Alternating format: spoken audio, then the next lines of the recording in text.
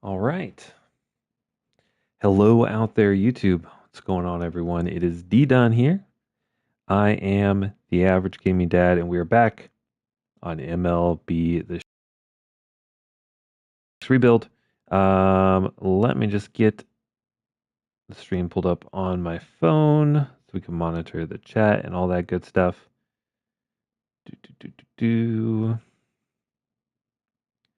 There we go. All right. So here we are. We find ourselves in a little bit of a post-World Series slump. We are only one game above 500. We are in an incredibly competitive division where we find ourselves currently in third place, 2.5 games out of the lead of the division, and 2 games outside of the wild card.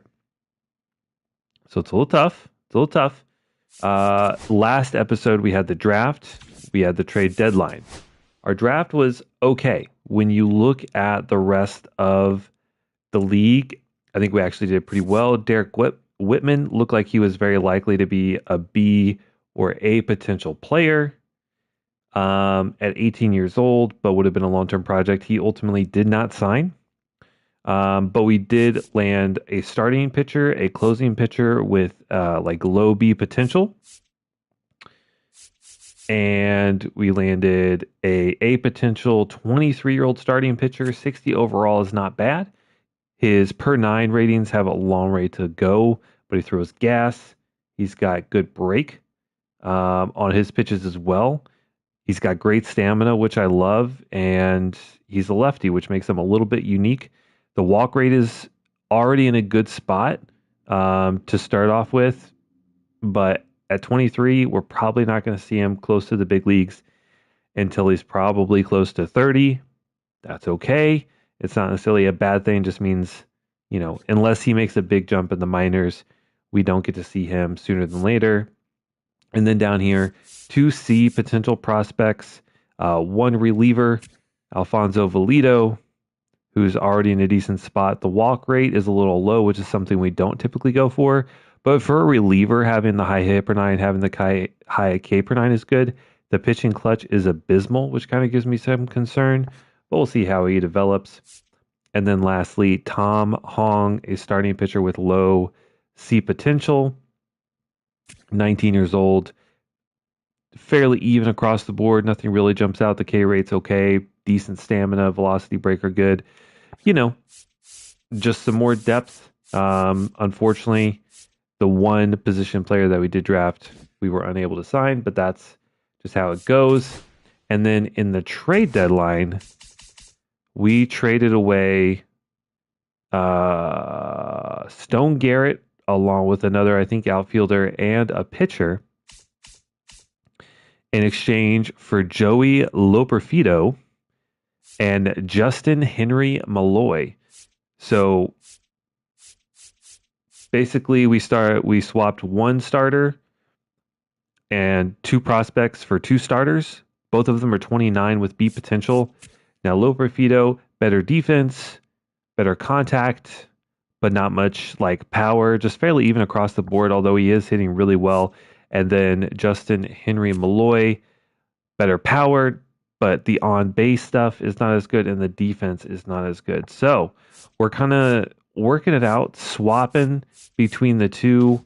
I think we have, if we go to our lineups, we have Loperfido starting versus righties, and then we have Malloy with the 68 contact left, 70 power versus lefties, DHing versus lefties. So, Stone Garrett was hitting in the low 200s, he just didn't have the productivity. He was in his early, 30s. I think he was 32, 33 on the last year of his deal. So he goes to a team, maybe, they can get some use out of him and try and turn around their organization. We get, 2 guys who are likely to be on the team for the next 3 to 4 years and can contribute, hopefully push us into the playoff race. And then lastly, our rotation. John Means is starting to figure it out. The ERA is below 4. Bryce Wilson is 5 is actually pretty decent. It's just the bullpen's a little hit or miss. We have 3 rookies in here. It's cruising right now in his rookie campaign. And then we got Gibbet, Pache, Jimenez, and Kate Smith, who are all performing pretty well. So pitching is good. Right now, our bats are kind of average. We just kind of have to get all the pieces together at the right time and head into the end of the year hot. That's how we got into the playoffs last year. And ultimately, we got hot in the month of September and streaked our way and battled games. We have some really crucial games here with Minnesota, with Kansas City, and we'll see. So first thing I want to do here is let's start this stream or this episode with a player lock.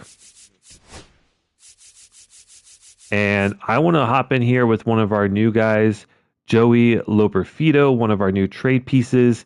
He'll be starting in right field today. He comes in hitting 274 through 84 at-bats, which is not bad. Slugging over 500. He's got 2 triples already and 3 home runs. So he's off to a great start. So we're going to player lock with him in this first series, in the first game of the series versus the Twins. And let's see what we can do.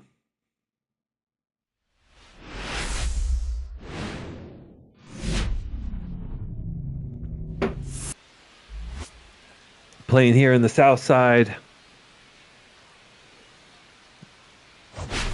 Got a division opponent. Let's see if we can get it together. We got the big lefty Noah Schultz on the mound.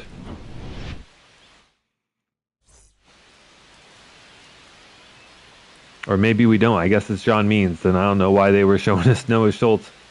But he started off the year very, very poor. He is still regressing at a pretty consistent pace.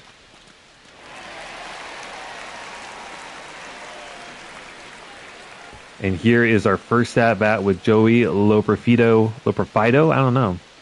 Zebby Matthews is who we got.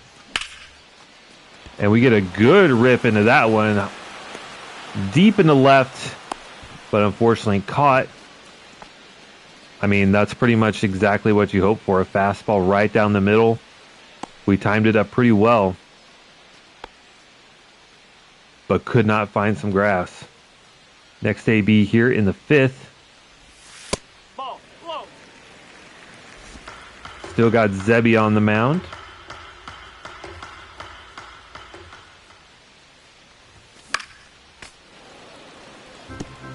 Time up a fastball high and away. Fastball, slider, cutter, changeup. All right.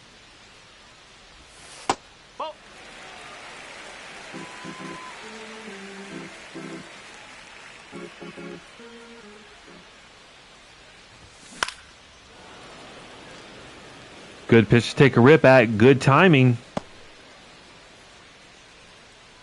But fouled back. Count is even at 2-2. And that one is shot on a line to third, but caught. So far 2 at-bats.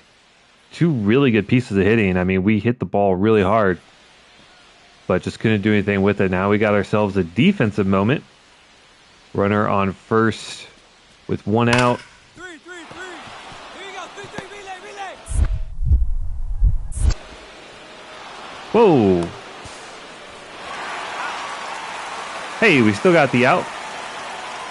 I didn't think I mishit the button, but I guess I must have missed one. Maybe hit circle one too many times. Either way, we got the play. Even though the throw is offline, just a better play by Villar at third to gather the ball and make the tag. And Jorge Alcala out of the pin. No, that's a ball. Got a big 100-mile-an-hour four-seamer. There's the slider at 90. 1 ball, 1 strike. Right down the middle of the plate, but we're way out in front. Another fastball.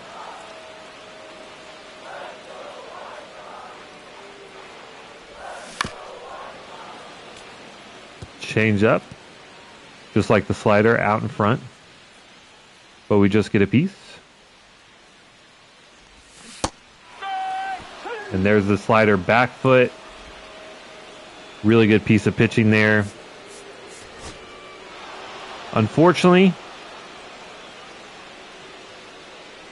we were not able to contribute offensively, although we did make some solid contact. And despite being ahead, the Twins are celebrating.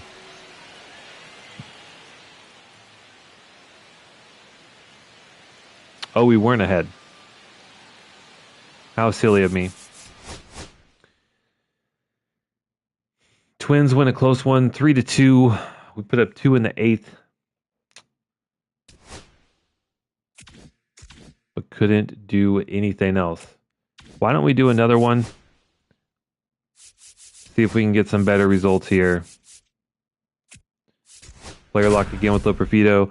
These positional player locks just go by so fast.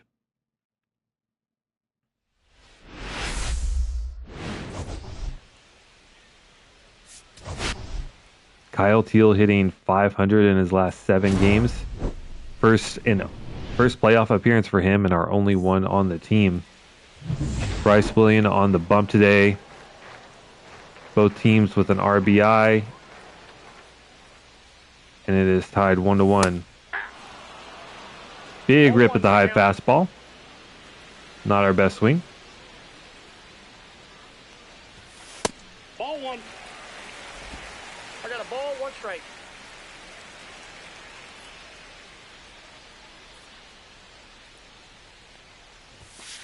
Two balls, 1 strike. All right, easy take there. Get ourselves ahead in the count.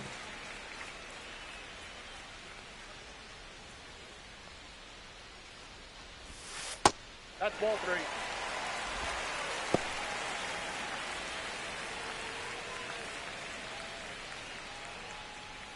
Should get challenge pitch here.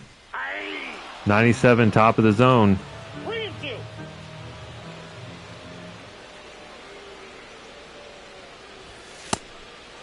And there's 97 again at the top of the zone, but above. And we will take first base with a walk.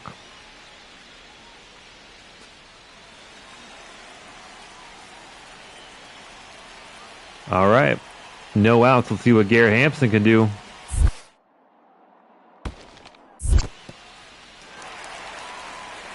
Good job by the catcher to block that one.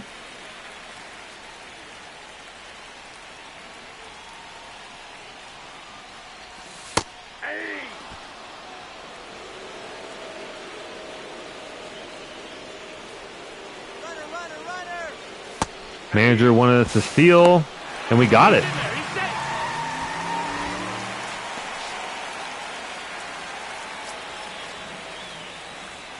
All right, so runner in scoring position for Rick Oliver. Only 1 out, no double play opportunity here. And this one will get us to third. And Rick Oliver is safe. The throw from Jonathan India pulled the first baseman off the bag. And a little bit of a defensive miscue from the Twins. Gets us 2 runners on and only 1 out for Jazz.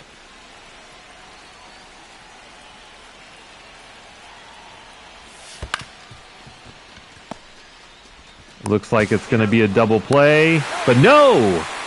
Jazz manages to leg that one out, and we come home. That's going to be an RBI for Jazz and a run for us after our walk. Just a weakly hit ground ball to third. On to India, but Jazz just too fast. Legs that one out and gives us the lead. Now here in the top of the 4th, we have a defensive moment. Carlos Correa.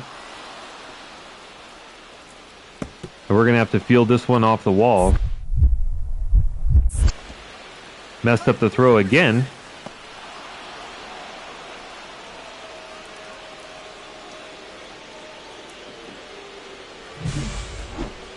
So we blew that one a little bit.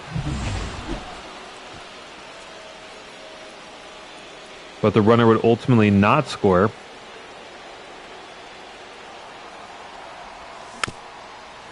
Now we have a runner on first with no outs. Let's see if we can get some productivity here.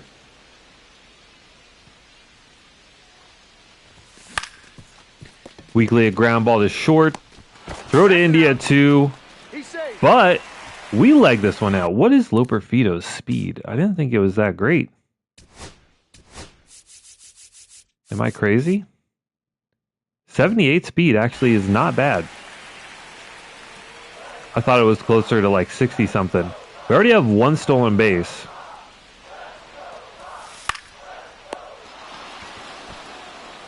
It's a good thing we did not attempt to steal there. That would have been caught in a pickle, most likely. Now really no point in trying to steal here with 2 outs. And a full count. Rick Oliver works the walk. And once again, we have 2 runners on for Jazz Chisholm. He gave us an RBI single in his last at-bat. Let's see what he's able to do here. This one to third. They go the short route to second. And that will be the end of the inning. All right, now we're up by 2. Runner on first.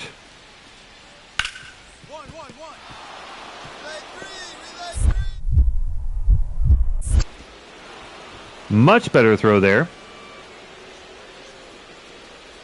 Absolute dot. So that'll hold the runner at second.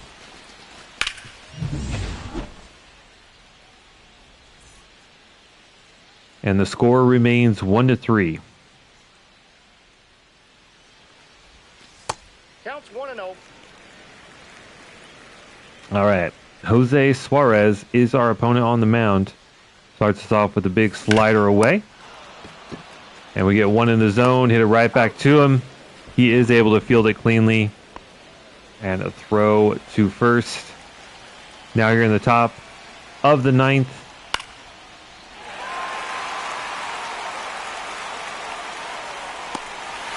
And that is it.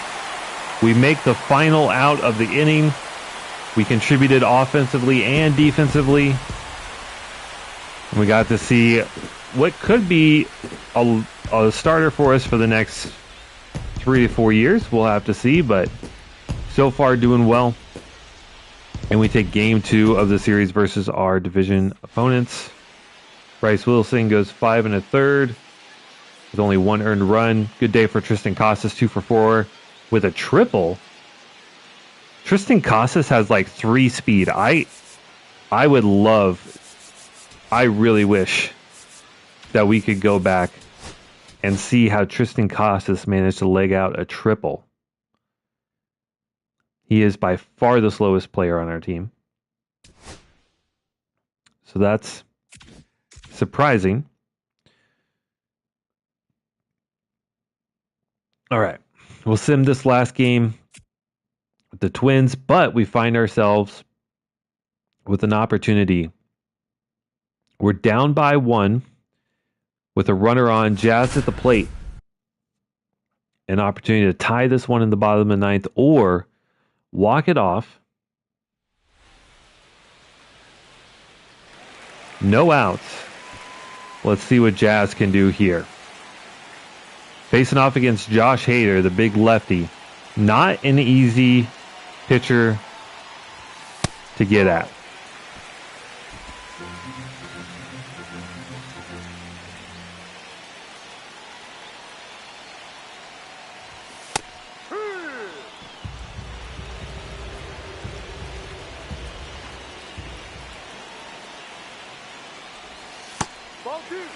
Good eye there on the slider. Get ahead in the count.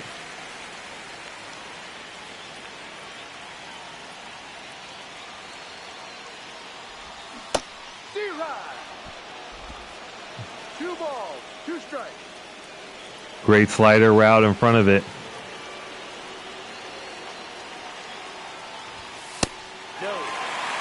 Wow, really close there.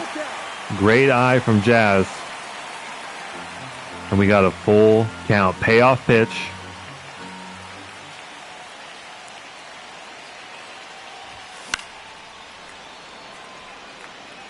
That 2-seamer just flies. But Hader's out. The trainer is out of the dugout and is examining the forearm of Josh Hader. He is suffering through a bout of tightness. Doesn't appear serious, but he will be pulled. And now we will face Jason Foley, who seems to be just as deadly. Four-seamer up at triple digits. We got a hard sinker, a slider. And that slider left way up. Jazz just laid on it and sends it down the third base line, but foul. Still a full count, 8th pitch of the at-bat. And Jazz is going to take a changeup inside for ball 4.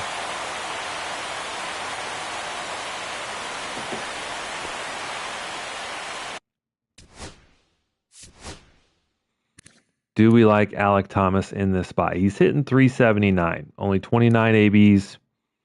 Clutch rating is a 66. That's about the best we got off the bench.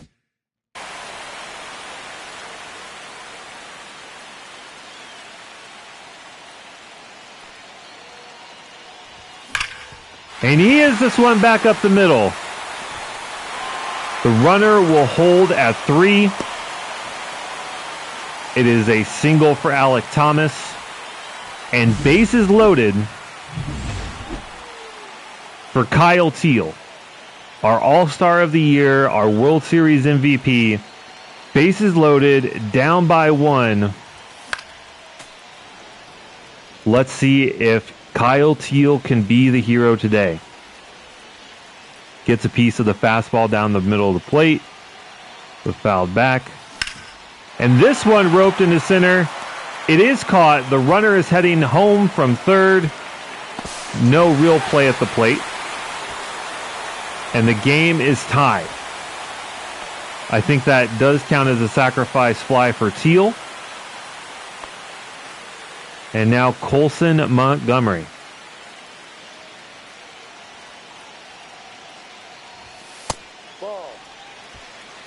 Takes pitch 1, low in the zone, right on the black, but the sinker called for a ball. Good pitch to take, but can't put it in play. Ball 2. 2 balls, 1 strike. A single could score Jazz from second.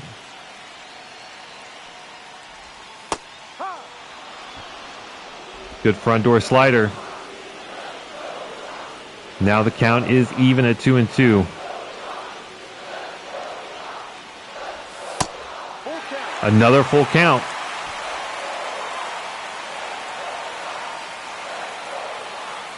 We need every win against these division opponents. And Colson Montgomery sends this one deep into right. We are going to send Jazz. And he is actually thrown out at third. An absolute perfect throw.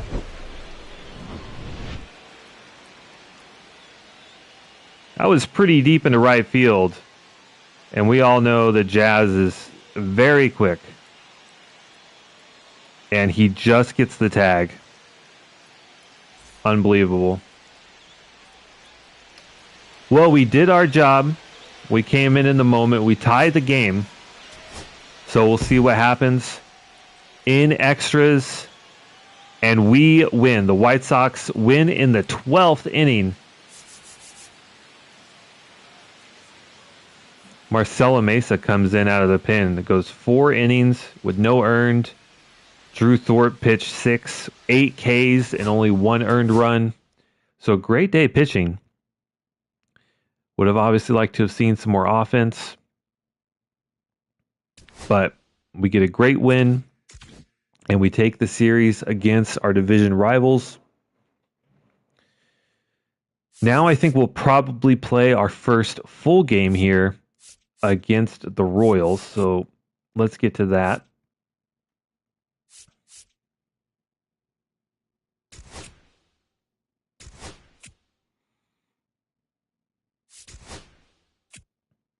All right. So then we go on to sweep Tampa Bay 9-3, 4-2, and 4-2.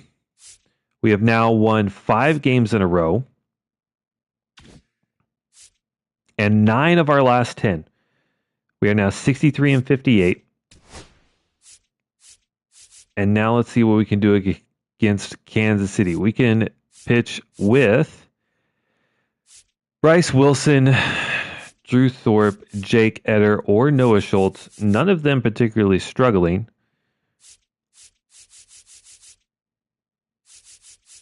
I think Drew Thorpe is probably the pitcher that we have seen the least. And he's having a decent year. So we will sim game 1, which we do lose. And we will hop in and play game 2. Drew Thorpe is red hot right now.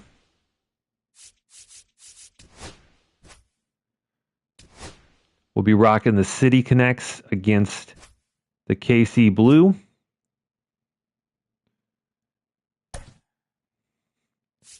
Let's see, lineups all in all look pretty good. The core of our lineups here, Jazz, Tristan Casas, Kyle Teal, all hot. Although Jazz is just does not really have it this year, especially against righties. We might have to move him down. Casas slugging 517 homers. So I think we're going to switch these up a little bit. We're going to go Casas in the 3-hole, then Kyle Teal, then Jazz. We'll see how that goes.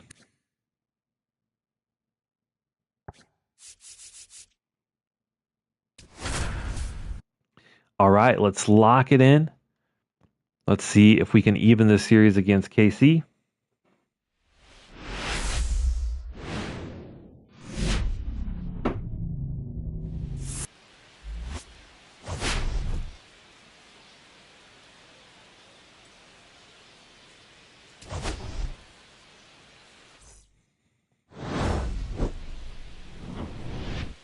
All right.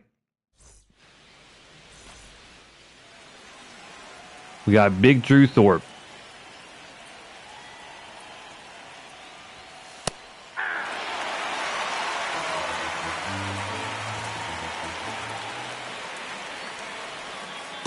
Ball.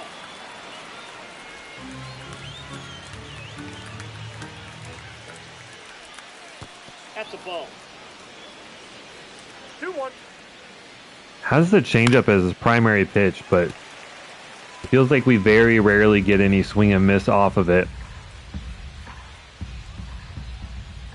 See if we can get him on the slider here. Close. 3-2.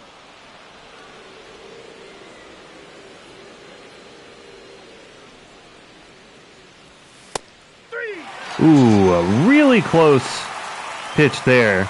That fastball just catching the bottom of the zone. We get the call, and Young heads back to the dugout with a strikeout, looking,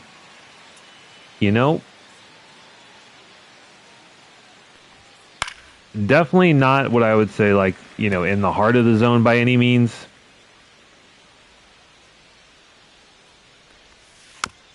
But it did technically catch the zone. Facing off now against Michael Garcia, who goes down looking. Good changeup, and so far 2 batters and 2 strikeouts for Drew Thorpe. Ball 1. Ball 1, no strikes. I guess I'd rather get the strike 3 call than strike 1. As the second fastball, Bobby Witt puts into play out and right. So Perfito out there with the throw in. And now it's going to be MJ Melendez.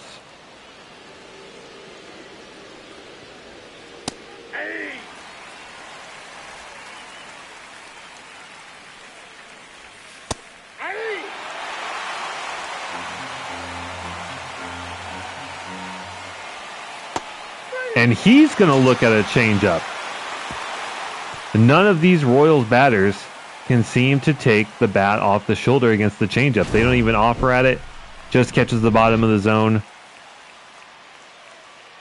That is a 3 strikeout inning for Drew Thorpe. He did give up the double, but Bobby Witt left stranded. We are going to be fighting against Brian Bello. Having a really good year. That whip at just over 1 at 1.06 is very good. 78 innings and a 3.45 ERA. Let's see what we can do here. We got Garrett Hampson leading us off. And a sinker right down the middle. But we are late on it. Ball.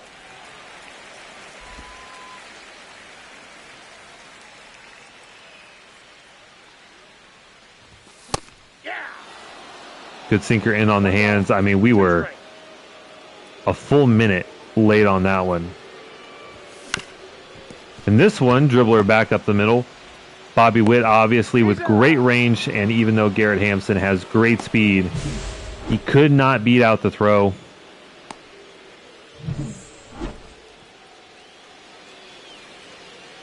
Good timing though on that sinker. Just caught the bottom of the zone.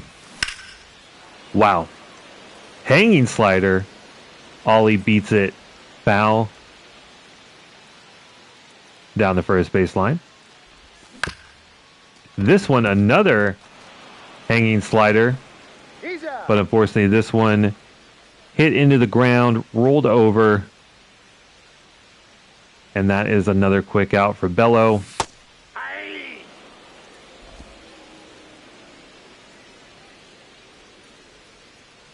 Come on, Casas. He's actually been a pretty good signing. The overall productivity doesn't look great because he was out for a month or two early on in the season with an injury. You could argue that's part of the reason why, you know, we're not a little bit closer to the top of the division at this stage in the season, because we got off to such a sluggish start. We bring in a big power bat with Tristan Casas, and then he's immediately out for a month and a half, 2 months. Since he's been back, the productivity has been good overall, but, it's tough whenever your big free agent signing misses a third of the season. He goes down there on the ground out to third.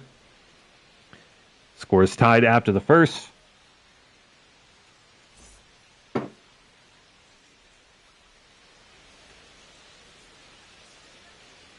And let's see if these Kansas City batters can do anything against Drew Thorpe. So far, pitching well.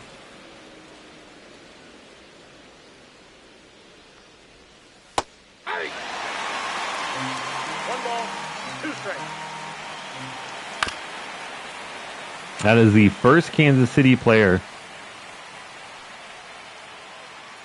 to take a rip at a changeup.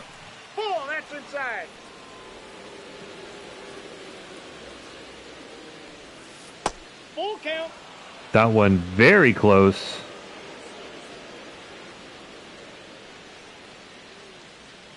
Now we do everything we can to avoid walking batters. That is a fastball right down the heart of the plate. Absolute definition of a challenge pitch to Christian Moore. He watches it go by. And that is 4 batters and 4 strikeouts. I guess 5 batters and 4 strikeouts for Drew Thorpe so far. 2. No ball, 2 strikes. 3. Make that 5. Drew Thorpe is absolutely dominating this Royals lineup right now. Bobby Witt with the double. Outside of that, another double. This one from Gavin Cross. Decent throw from Ruiz, but just took him too long to get there. But still, so far, 5 outs, all 5 via the strikeout.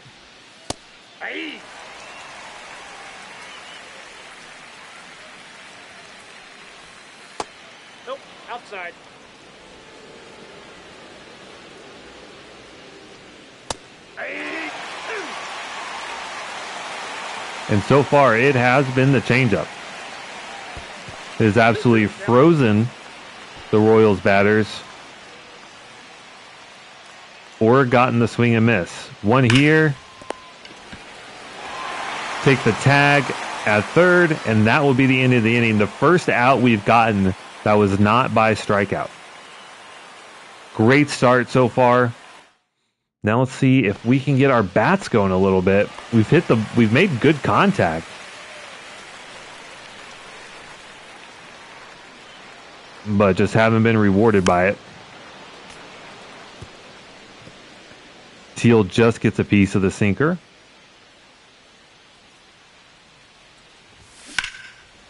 This one hit hard.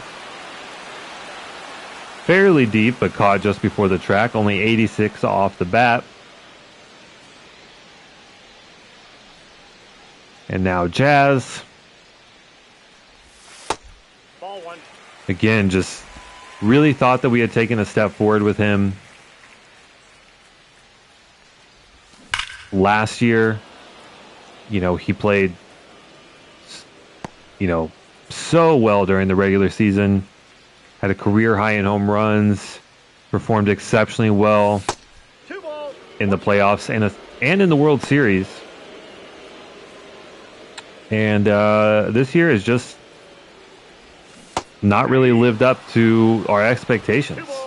You would think bringing in Tristan Casas,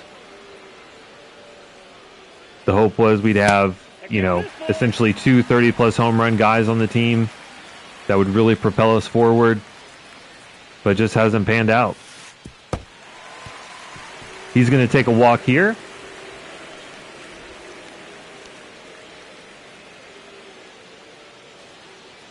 And now Villar.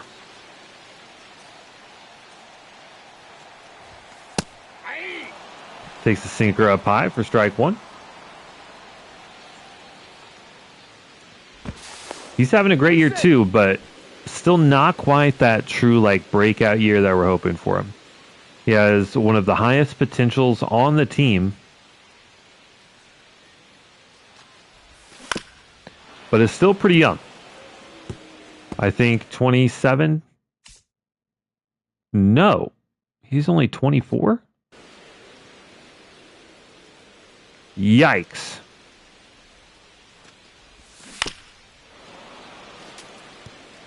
I could have swore he was like a 23-year-old rookie. Apparently I was wrong. He was just 21 years old as a rookie. And he is battling. Really learning so far in his career how to work a long Major League at-bat. 5th pitch incoming here.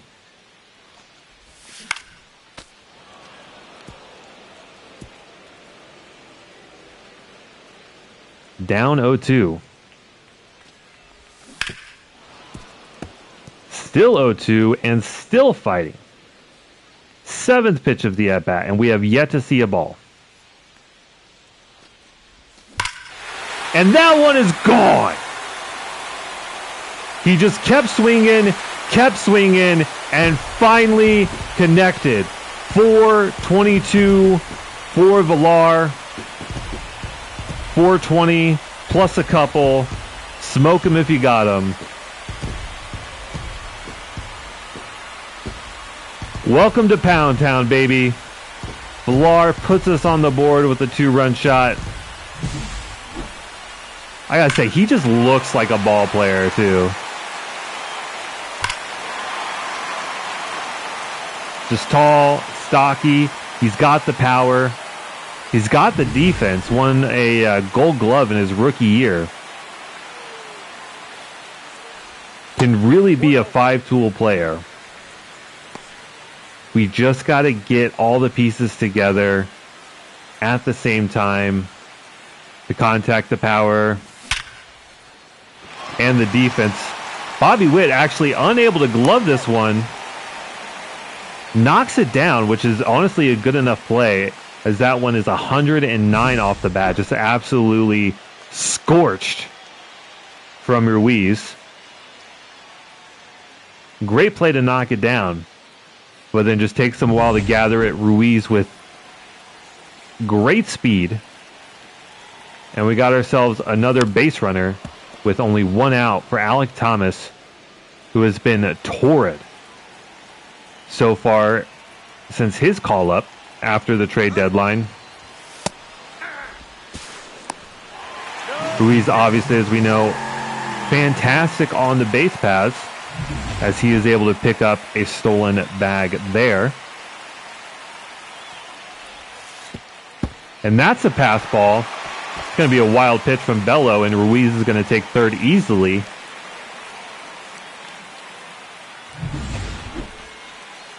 Now Alek Thomas can score a run with a sacrifice fly if we can get one deep enough. 2-2 to count.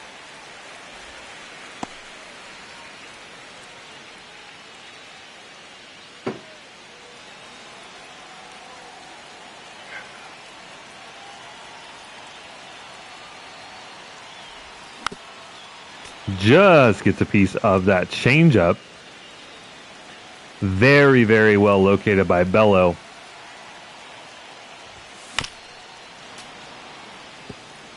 Once again, staying alive, getting a piece of the sinker. Good timing. This one just below the zone. But fights it off to stay alive. 3-2. Great eye on the slider. We've worked ourselves into a full count. Another deep at bat. This one, 8th pitch incoming. And that is another walk. Second walk allowed both in this inning. And 2 on, only 1 out for Joey Loperfido. Player locked with him at the start of our stream today. He is simulating well. We didn't play well particularly with him. Although he sends this one high and deep into center, that will easily score Ruiz from third. So a sacrifice fly for Loperfido, an RBI, and 3 runs scored in the second. Still have a runner on, still can continue to do damage, as Garrett Hampson is on the plate. Ball 1. Count 1-0. Another stolen bag.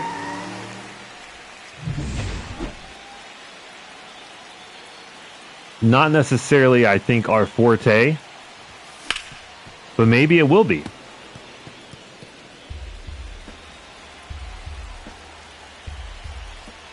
Speed should not be underestimated in this game. As that one just sent right back up the center. Alek Thomas is going to go for home, and he's going to get there. So Alek Thomas steals second. Garrett Hampson with a single, but Thomas with great speed is able to go second to home on an RBI single from Hampson. Another run scores, and we find ourselves up 4-0 here in the second with only 1 out. Rick Oliver looking to keep this inning alive and continue this hot streak. It's been a long time since we really poured it on in an inning. And we've done it with contact, we've done it with walks, we've done it with power.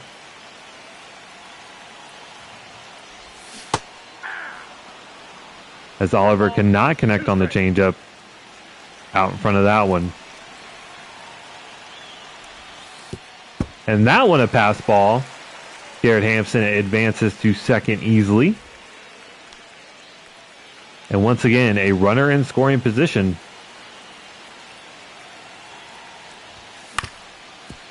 I think that will be the end of the inning, though. The throw to first is in time, but a big, big inning for the Sox as we get 4 here in the second off 3 hits and 2 walks. That's efficiency. When you have more runs than you have hits, you know you have done a great job. And hopefully Thorpe has not cooled down.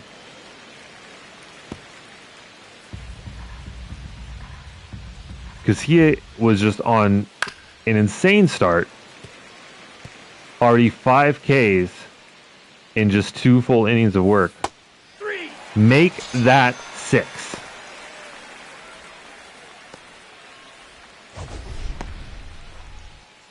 Seven outs so far in the game. 6 by strikeout. Thorpe is on another level right now. Foul.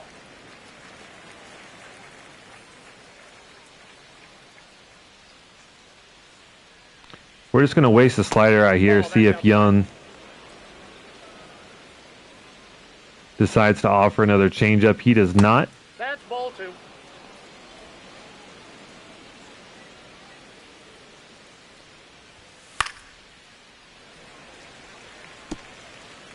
And at 2 outs, or 2 strikes, you already know what's coming. We're going with the changeup. It's been deadly today.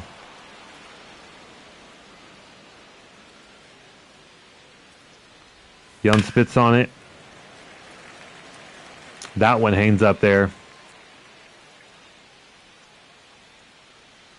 Payoff pitch. And gone. Make that 7.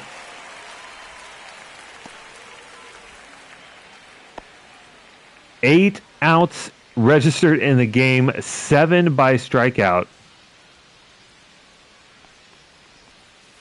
Aye. 0-1's the count. Ah. 0-2. 1 ball, 2 strikes.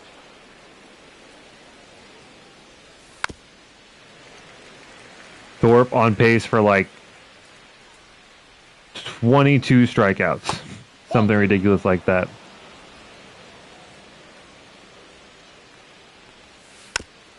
And the changeup's just been so good. I don't really want to back off from it.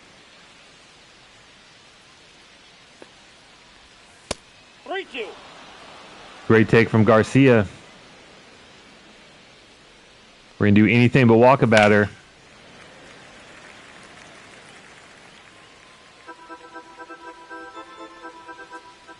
Payoff pitch. Garcia stays alive. Try and spin a slider. Just below the zone. First walk for Thorpe.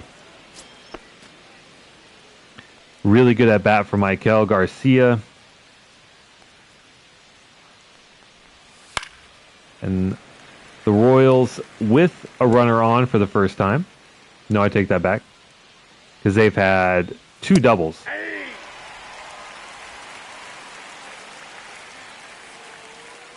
See if Thorpe can add another K to his line, and he does.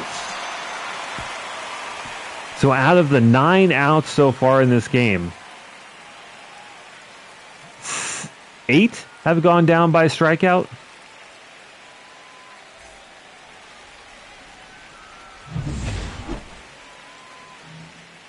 We're on pace for a 24 strikeout performance. Now, will we actually get that? Most likely not. Seems very unlikely.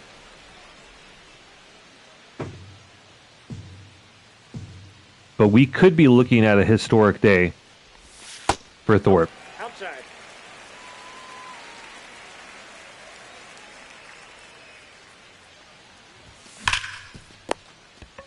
Good rip by Casas, 104 off the bat.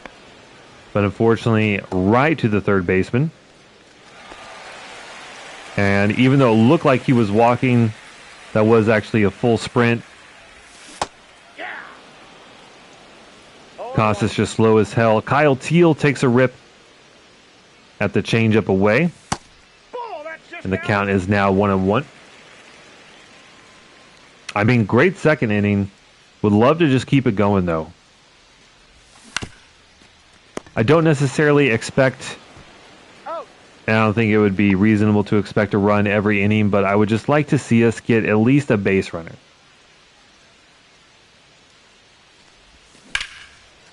I mean, you're not going to get a better pitch to hit a home run with Jazz. Slider right down the heart of the plate. Good timing. But just can't get any power behind it.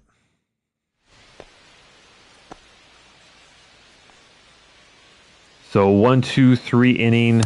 Aye. for Bello.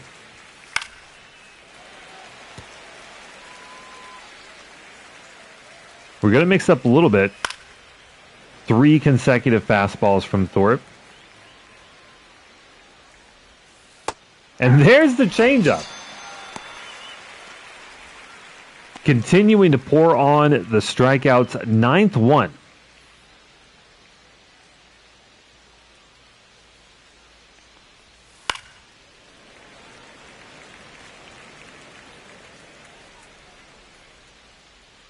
Christian Moore, Rookie of the Month. Let's take a look at him. Only 26 years old and great hitting. Holy. The second baseman is actually kind of great. 66 contact, 60-ish power, 60 plus on vision, discipline, and clutch. Defense isn't great, but No balls, 2. dude's kind of nasty.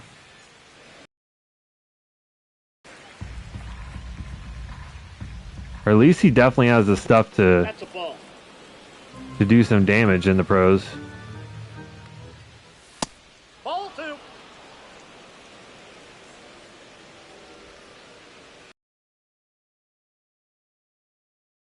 Finally makes contact and puts one in play.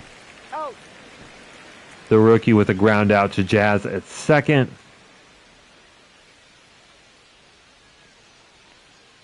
And honestly, just a rare ball put into play. Outside of the 2 hits so far, both doubles. Obviously, we know everything else has just been strikeouts for the Royals in blue. But another easy pop-up there for Garrett Hampson. It's a 1-2-3 inning. And let's see what we can do against Bello. Put up 4 in the second.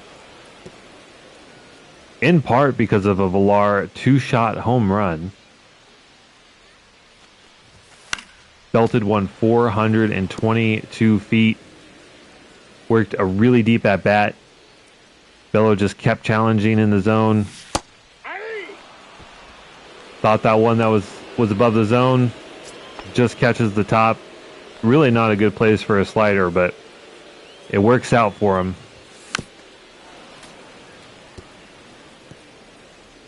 And after a 2-run shot, Villar heads back to the dugout. Ruiz absolutely plastered a baseball. Hit it so hard, in fact, that Bobby Witt could not glove it cleanly, and he managed to get on base for a single. That's a ball. We'll see what he can do here. Now down in the count, 1-2. Oh, okay. Bello maybe a little angry that we put it on him in the second.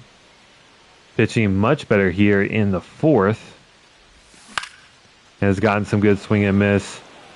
Didn't locate that slider particularly well, but Alec Thomas unable to get the barrel to it. It's a 1-2-3 inning for Bello. And another opportunity for Thorpe to get some more strikeouts. That's been the whole story of the game.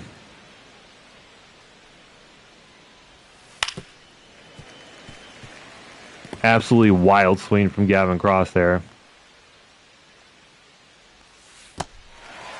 And there's another one. We've officially reached triple digits through 4 1/3. Thorpe has reached his 10th strikeout.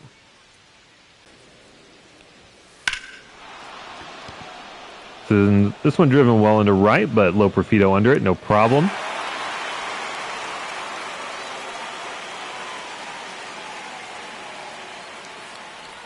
The only thing that kind of sucks is with all those strikeouts, you're not really getting any quick at-bats. No ball, 2 strikes. You know, you're not getting any of those like one-pitch ground outs.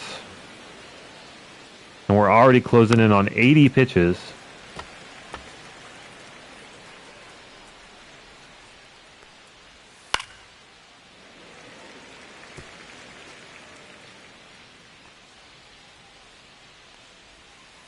And there is pitch number 78, another strikeout for Thorpe.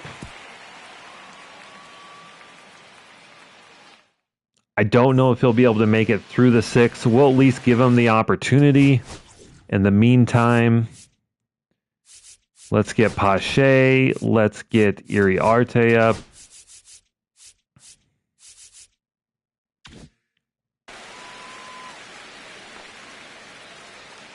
And we are going to see Tyler Holton. No velocity. Cutter and sinker both at 90. A changeup and a sweeper.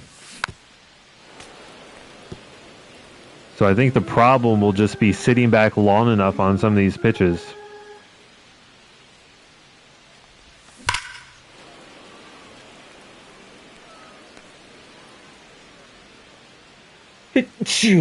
And as predicted, we're early on the cutter. A good sweeper, though. Loperfido swings through it, and we are very early.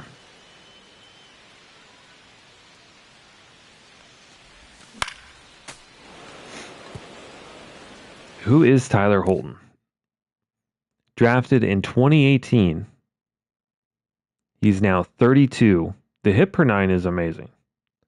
Pretty much the definition of a ground ball pitcher. Where is this guy?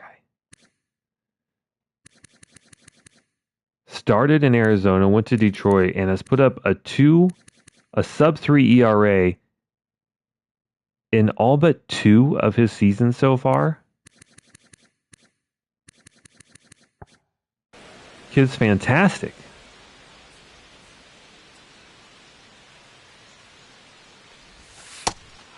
You just don't really think about it because when you look at his pitch repertoire, and he's just got a cutter and a sinker that max out at 90, you got to think that he's not going to be very effective, but that just goes to show you that velocity is not the only thing that matters.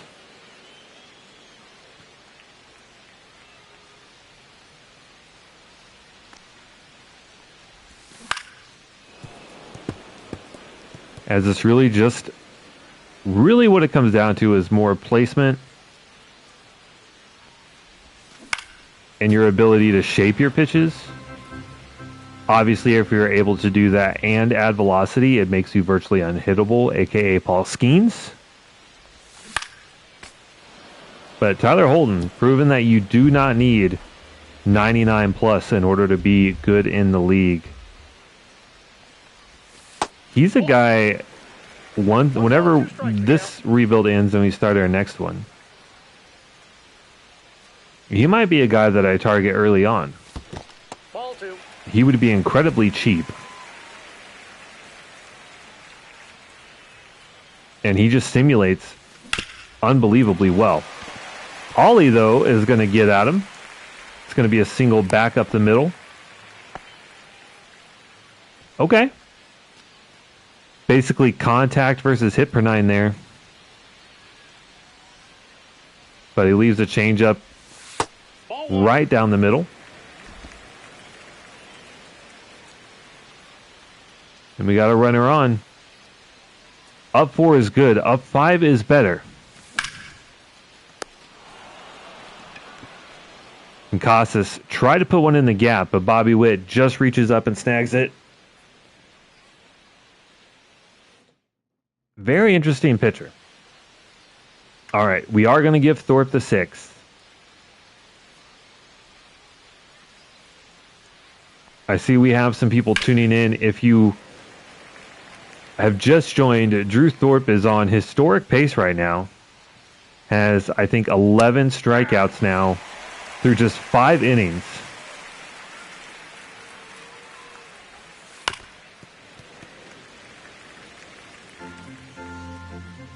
Unfortunately, we're at 81 pitches. Now 82. 1 ball, 2 strikes. He's starting to run out of gas, but has been unbelievable today.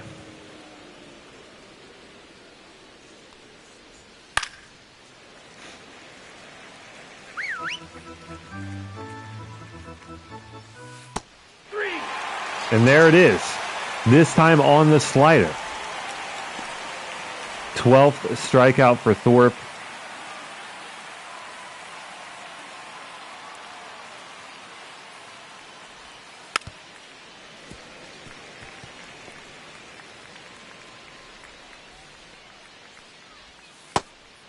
I don't know what it's been.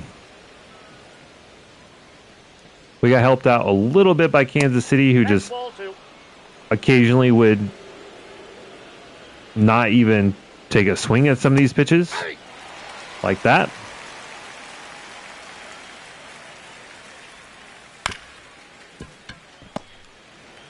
But still, that is only, I think, the 5th ball so far that's been even put into play. Just been a great day on the mound for Thorpe. Nope.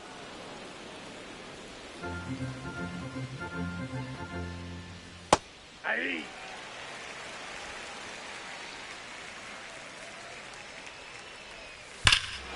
Uh-oh.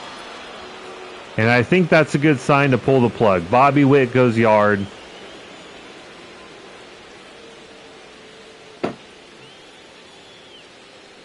#20th of the year for him. Really disappointing.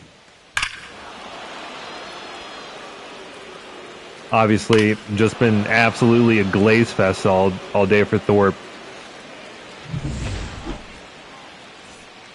But fastball just left up. He's tired, only 88. So I think we will go to the lefty Pache.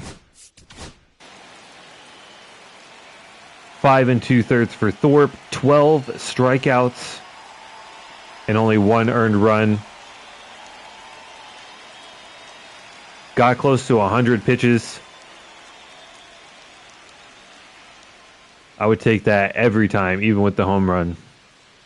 All right, so we will see the lefty Pache. The grizzled veteran, how old is he now? 34? 35? Has just been unbelievable for us every year. And he gets Melendez. Jazz with the range and a good throw. But Bobby Witt does cut the lead. It is only a 3-run game.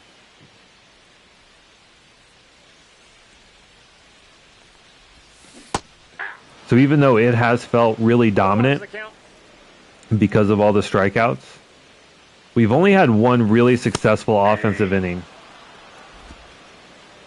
And that was the second where we put up all 4 of our runs. Outside of that, maybe a hit here and there. 1 ball. But we really have not done much.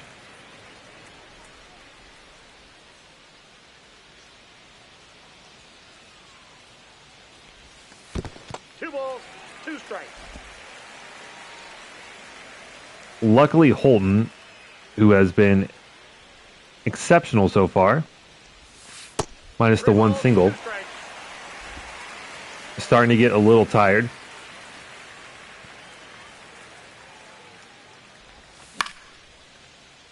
And Kyle Teal pops up the payoff pitch. Cutter low and inside. I don't even know how you pop that up right there, but somehow Kyle Teal managed to do it. So now it'll be Holton versus Jazz. Ooh, this one opposite field, high and deep. At the track and over the wall. That is going to be an automatic double for Jazz. Just sat back on it. Hit it well enough. Got a good bounce. And Villar, who's 1 for 2 with the home run. A chance to get that lead back up to 4. This was a home run in the second, a 2-run shot with Jazz on first. That initially put us on the board and started that 4-run second. Now here in the 6th. That's outside. Hitting .360 with runners in scoring position. He's safe. Okay. Okay. Maybe someone we need to move up in the lineup. Jazz going for third, and he's got it.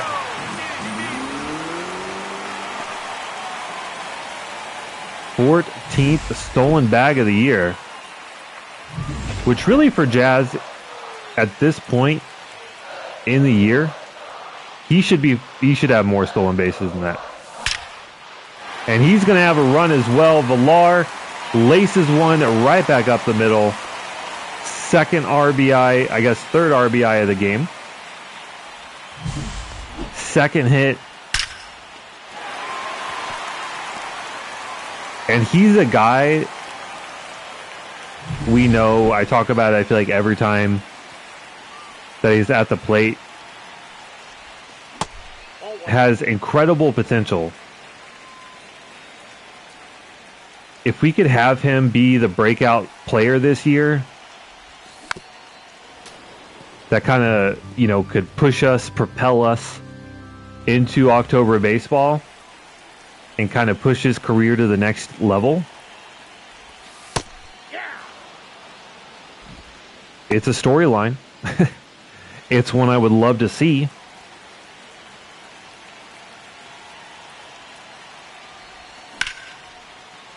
And Ruiz beats one right back up the middle.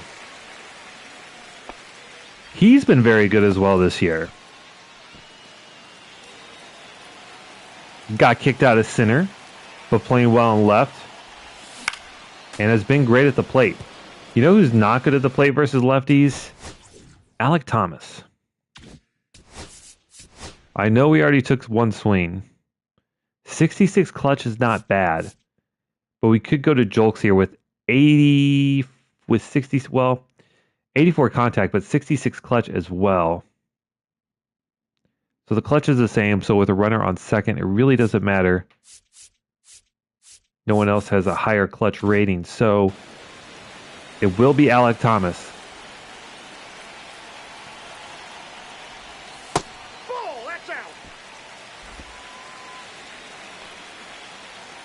Tyler Holden, 30 pitches out of the pen is a lot. That's ball two. Really starting to labor here. And you got to think, with 2 on, if we get another base runner, his day is going to be done. Unless this one is a double play. Witt over to second. Alek Thomas cannot run it out.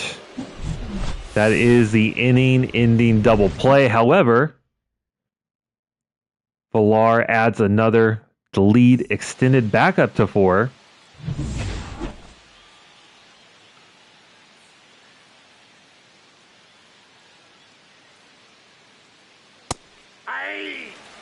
And I gotta say, I think this is one of our better offensive games that we've used in a while.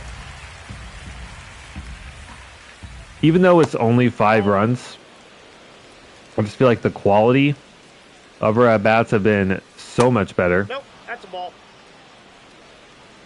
As we're trying to get a back foot slider here on the rookie Christian Moore.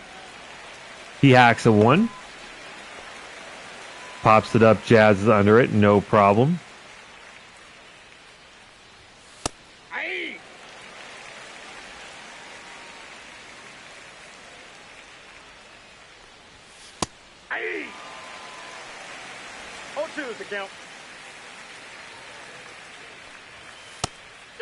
And Pache sits down Waters in 3 pitches, all fastballs, absolutely painted on the black.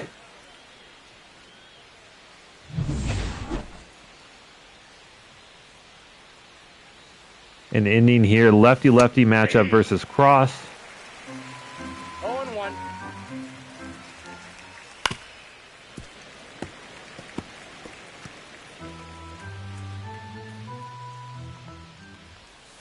And down goes Cross in 3 pitches, this time all 3 sliders. A nice 1-2-3 inning for Pache. We will likely go with another arm headed into the 8th. Looks like lefty or righty, doesn't really matter. We'll get Iriarte in there. A little concerning, his ERA is not great. But ahead 4, we have a little bit of a cushion. We'll go ahead and get Jimenez up as well. just in case. And now we will face Angel Zerpa, who gives Loperfido a slider right down the middle, but unable to do anything with that. A little bit late on it.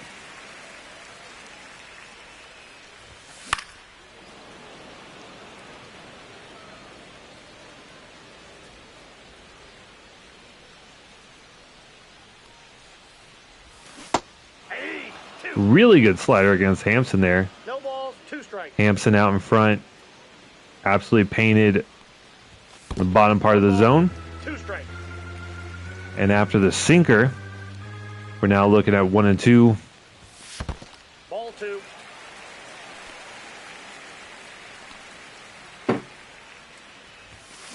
The count's full. We're going to have a really hard decision to make about Garrett Hampson this year. His defense is unbelievable, but he is really getting up there in age. He's on the last year of his contract. He's starting to regress. He didn't not go. And so we really got to wonder, like, how much longer we can keep him, especially when we have so many talented infielders behind him. As Oliver laces this one into the gap out in center left, fielded really well. Took a great line there, and Oliver is unable to take second. But as it pertains to Garrett Hampson, I don't know what to do with him. He's just right on the edge where, like, he could be. All right, great base running there by Oliver. Gets caught in a pickle. That's the end of the inning there. A little disappointing. How is Iriarte doing? We did switch him to a starter, and he's working out of the long relief. Only 22 2/3, but a 5 ERA. Inflated whip. Still a positive WAR player.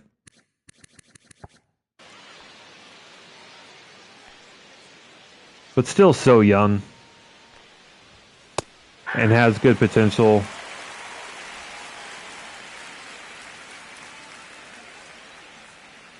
Definitely not someone that I think we need to give up on yet.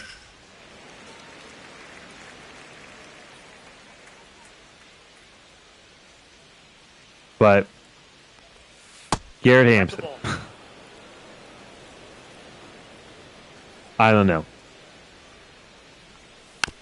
At least he came and got a ring with us. He's definitely been one of the most impactful players on the team the last 2-3 seasons he's been with us. So I don't have anything but great things to say about him. You just, at some point,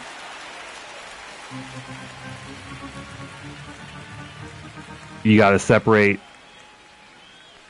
from players at some point.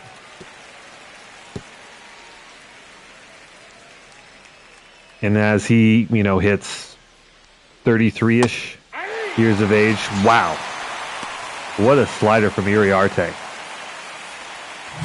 Little front door action. Bends it in, absolute dot, low and away.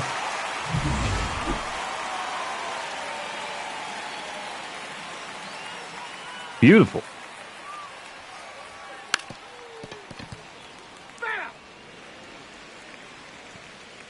So, a little secret for you guys. I've actually started a Road to the Show career as a pitcher just for fun. That way when I don't necessarily have time to stream, 3 hours of franchise, I can hop on and play 30 minutes or an hour and just play the game because I enjoy playing it. I got to say, my pitching, I think, has improved a lot of doing nothing but pitching. I still do pulse pitching. That way it's still like ratings based. And it's so much easier to just relax and just play the game. But If any of you would be interested in seeing a Road to the Show series, please let me know. And especially what position you would like to see. I decided pitcher because I'd be able to get through seasons faster. Because as a starter, you only see one every 5 games. Each game only lasts, 10, 15 minutes. So you're able to get through a season relatively quickly. But the position players, you would have to simulate some. Because it'd be so hard to play, 120, 140 games. Player locked as a position player. I feel like that would just take forever to get through a season. Even though they do go by really quickly. Alright, full count here for Tristan Casas. Fights off a fastball away on the black. 0 for 3 today. Would love to see him get on one. This one sent back up the middle. Casas slow as father time, but is able to get to first. That's how, I don't know how in the world he managed to leg out a triple.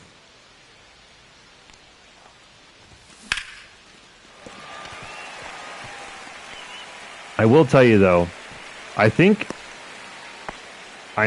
pretty sure, I'll have to double check. I think we extended Kyle Teal in last offseason. He might have earned a big extension this year.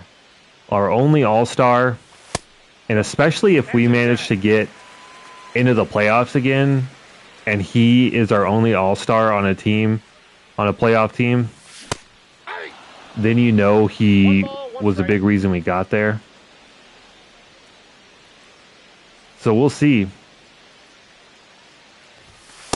Ball 2.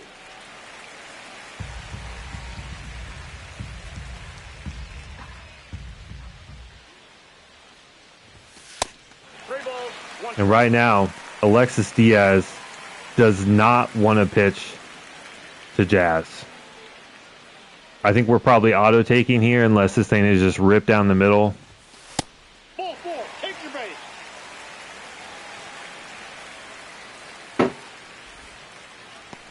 And a patient at bat for Jazz, 2 for 3. Huge at bat for Villar. Wow. That's right in his hot zone. Early.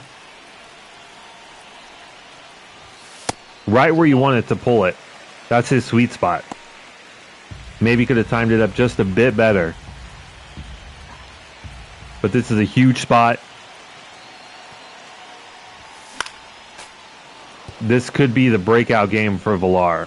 Imagine a 3 for 4 day with 2 home runs. And 7 RBIs. Behind in the count. 2-2 the count. And takes for ball 2. Don't want to get ahead of myself. Even just a double here would be electric. And that's a pass ball. Or wild pitch. Alexis Diaz cannot find the strike zone right now.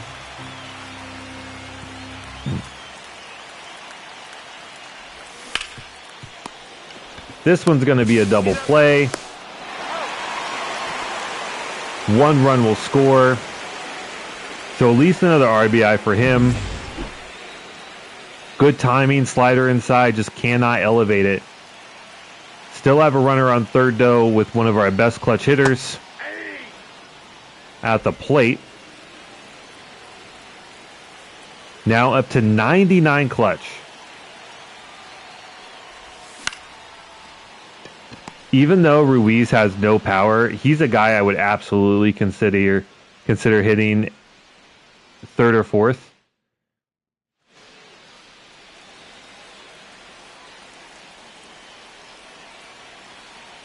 And now up 5. I think we're going to go ahead actually and give the 9th to Iriarte. Let's see what the rookie can do. He's got a 5-run lead to work with.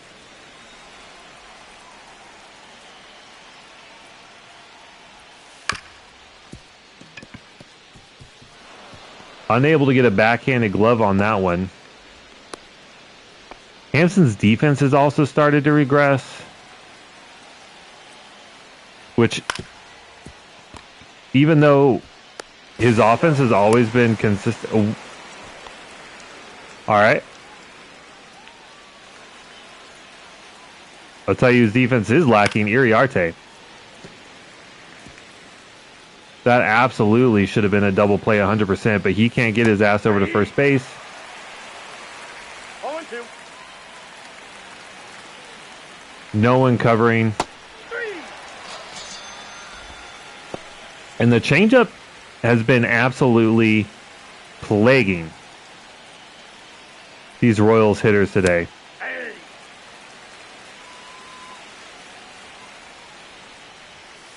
Ball, that pitch is up.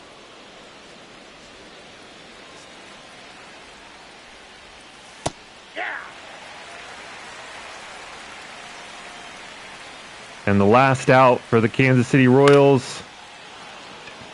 Loperfield closing in at the wall and unable to make the grab.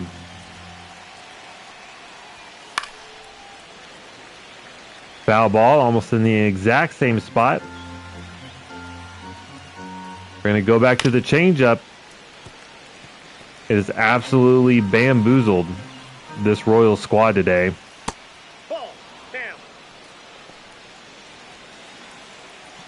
We're going back to it, and they stare at it, going for strike three again.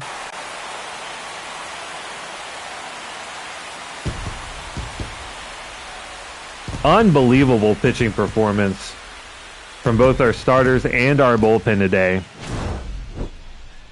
A very complete game for the team. We had walks, we had a home run, we had singles, doubles, we had steals, we had defense, we had pitching, even though we only put up 6 runs. Not a ton. We were very efficient. 10 hits, 6 runs. Thorpe was insane. 5 2/3, 12 Ks in 5 2/3. The one solo shot was the blemish on his line, but 17 strikeouts in total for the day. Unreal. In total, we were 10 for 30 at the plate with 6 runs, 3 walks, only 3 strikeouts. That is just some good quality baseball, my friends.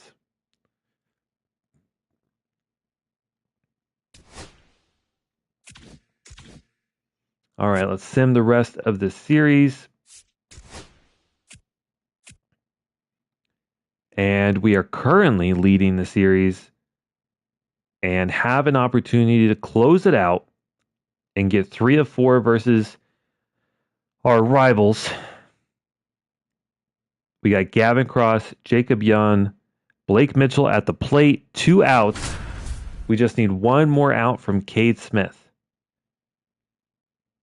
We have gone from a bottom third in the league team in on base to a top 10 in the league in on base, so the offense has really picked it up.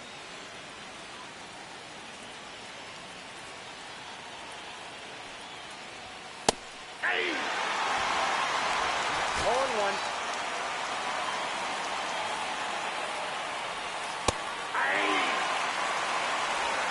I mean, we can't give him anything to swing at.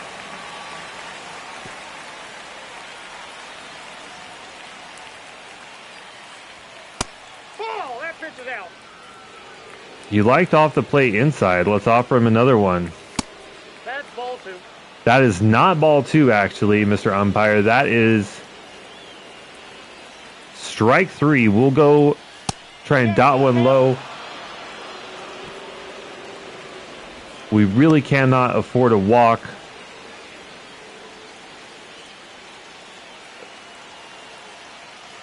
We have just gotten absolutely hosed by the umpire. And I am not going to give in. We are going to challenge fastball. And that puts him away. 97. Low in the zone, low-ish, kind of center of the plate. But Kate Smith is just better. And we're back on track, taking 3 of 4 from KC. Great day from Garrett Hampson, who we were just talking about, 3 for 3 with a double, a ribby. Jazz goes 3 for 4, which is great to see.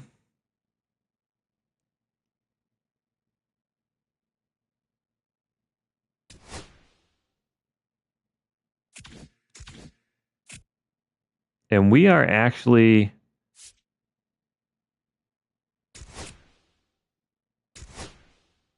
putting together a fantastic month here of August. We have only lost 2 games in 3 weeks. We're now 66 and 59, and we are a game and ahead of the Royals. And I believe that would now obviously secure us a playoff spot.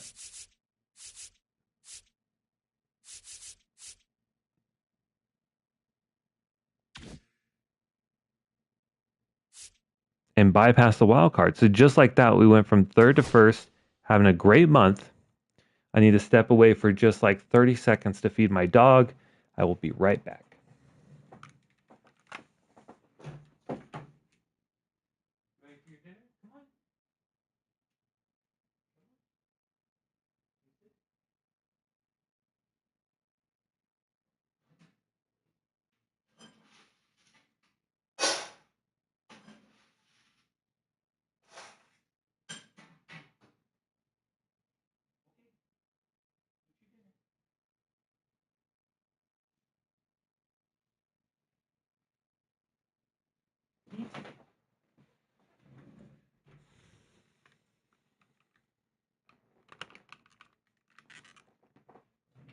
All right. So, great month of August. Now we're kind of putting it together. I do actually want to just take a quick moment. I want to look at some stats here.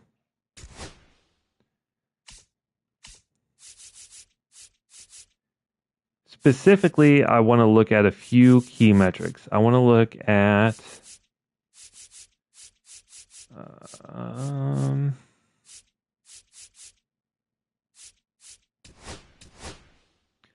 all right, so Casas, actually Alec Thomas, Colson Montgomery, Villar, Teal are our most efficient home run hitters.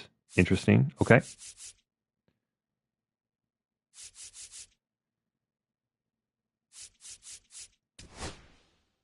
All right. So versus righties, Thomas, Hampson, Oliver, Teal, Casas, Loperfido, Ruiz hitting 258 versus righties is kind of great. And Jazz all the way down here at 240. Okay. I wish you could just get these metrics when you're like setting lineups and stuff. Just saying. All right. And then average versus lefties. Okay. So Villar is just crushing lefties. Jazz hitting lefties exceptionally well. Ruiz, Oliver, Teal. Okay.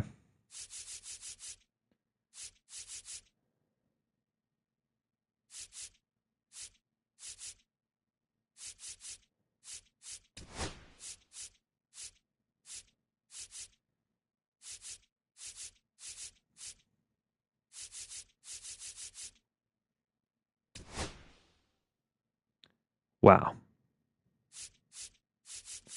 Okay. Very interesting. Okay. Oh, yeah. I also wanted to look at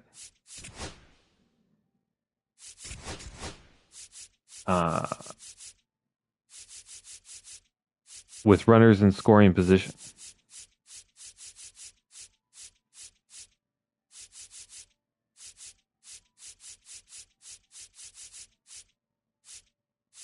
I'm sure it's somewhere in here. average with runners in scoring position. So Alec Thomas, Villar, Julks,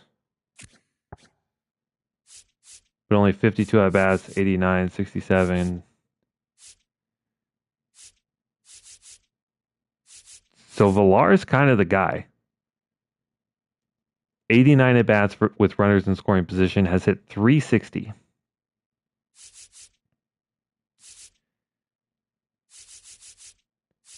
And guys down here with 100 plus at bats. Teal. Ruiz with 99 clutch, only hitting 203 is kind of disappointing. Okay.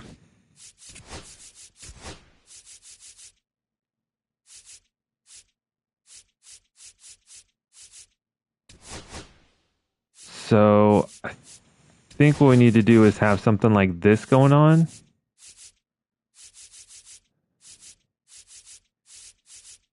Like these guys are hitting the best contact versus righties.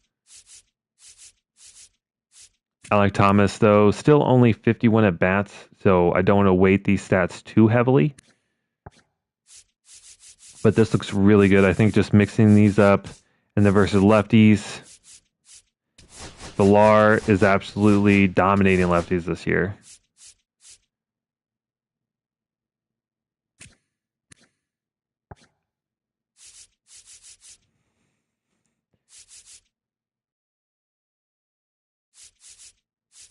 Ruiz, Julks, Casas, Teal. Yeah, I think that's good. Okay, so just a couple quick changes in there.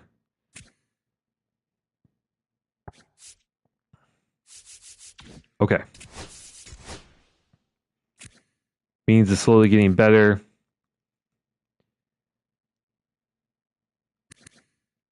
I mean, it's just, you got to wonder, like, where's he going to be at by the time we get to the playoffs? Eder having a career year. Who would have thought, man? Who would have thought?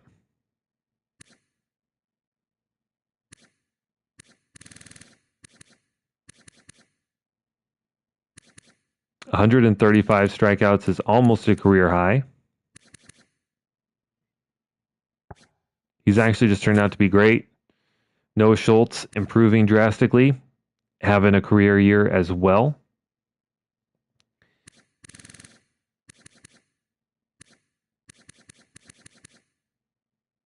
Yeah, just having a great year across the board.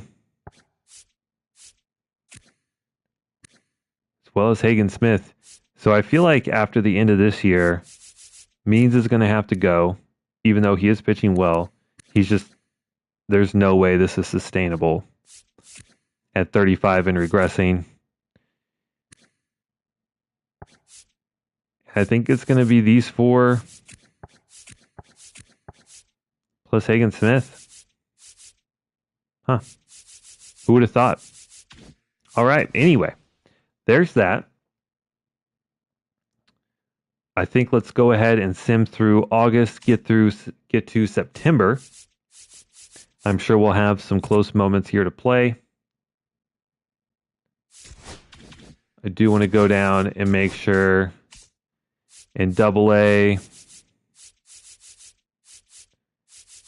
Was he in AAA?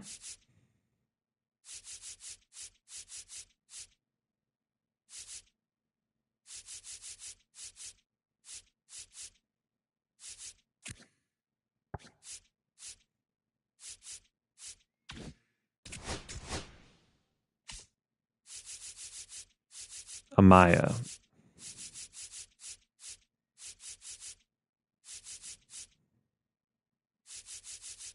Is he a reliever?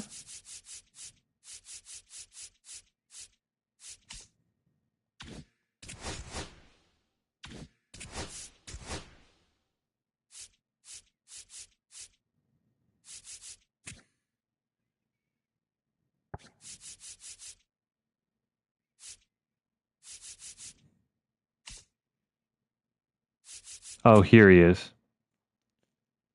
Oh, okay. This is definitely not the guy I thought it was. That was injured. Who is the pitcher that I was thinking of? This guy. This is the guy I was thinking of. Okay. Sorry. All right. Continuing on. Jonathan Cannon out for a day. We'll keep him active.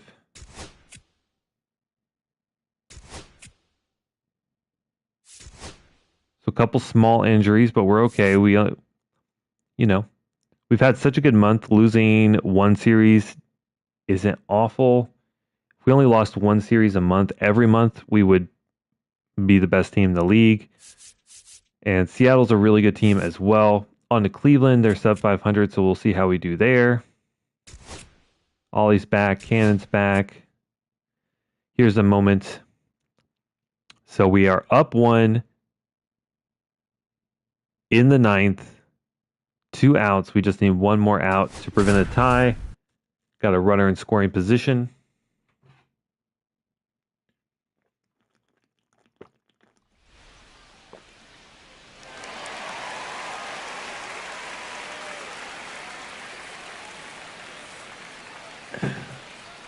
All right.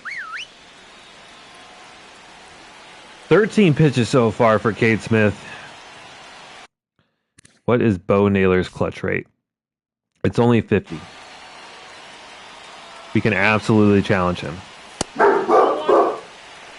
Absolutely got to hit our spot, though. Okay, dog. It's a pop-up. This should be no problem for Teal. There we go.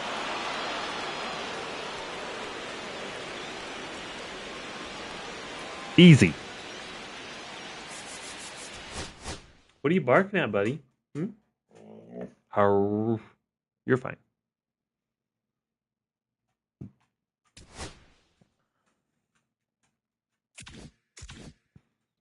All right.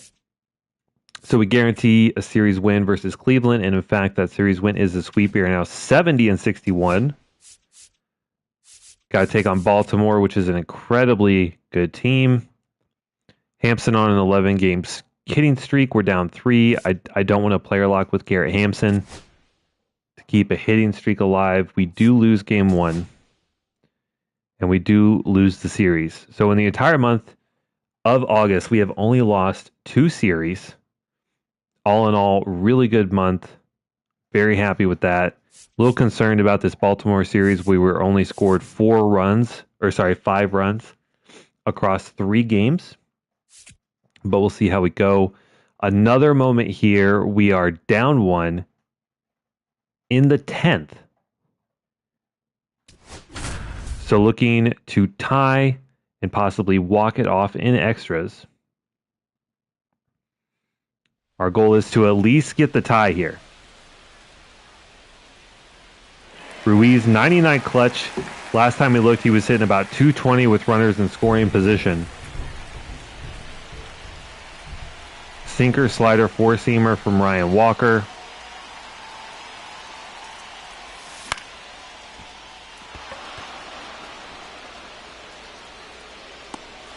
Slider in on the hands. Left up, we saw it. We're late on it, though, instead of early, so it's a pop-up. Out number 2, and now Corey Julks, who has actually been phenomenal with runners in scoring position. Swings through the slider, though. Very early. Okay.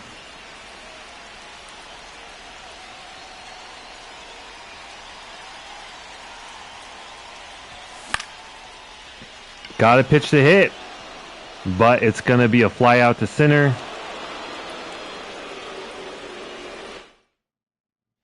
And we lose game 1 versus the Giants. Kind of tough. 10 hits, only 3 runs off of 10 hits. We got to be more efficient.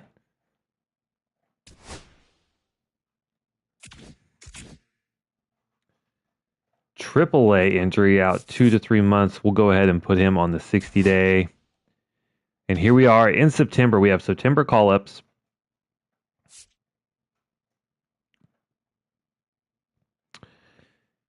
Currently leading the division. Where do we need the most help at? I mean, you can never really have too much good pitching. Maybe adding like one more bullpen arm, especially another lefty, could be good.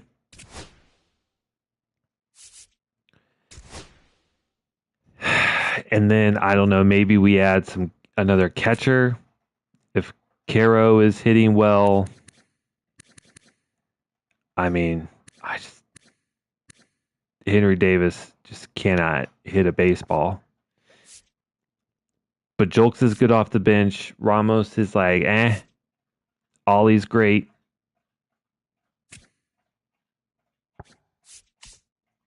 And we might put him back at DH. How is Malloy doing? 45 at bats, hitting 222 with a homer. It's not bad.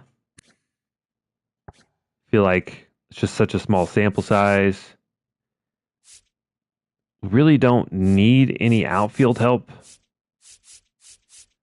So maybe if we can bring up another backup catcher that can hit the ball, another lefty reliever would be great. Owen White, great in AAA.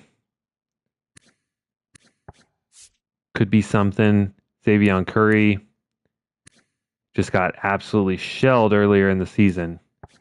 But I would love to bring up another lefty if we have one. The first one here would be Fraser Ellard, who is not doing amazing. The ERA is good. The whip's a little high. And judging by his ratings, like maybe he comes in and does okay. But that's a big risk when we're looking to close out the year and get a playoff run going. There's really no other lefties, which is something we need to think about for the future.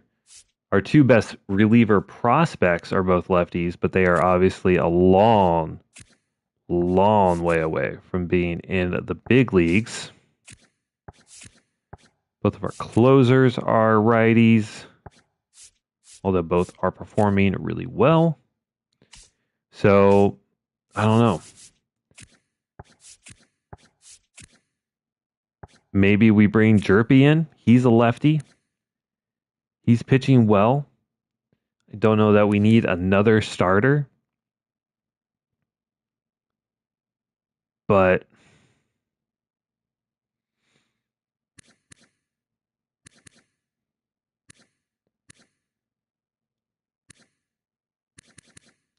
I think adding another lefty arm wouldn't hurt. I don't see... I mean, Mitre is looking really good. Or sorry, Gonzalez.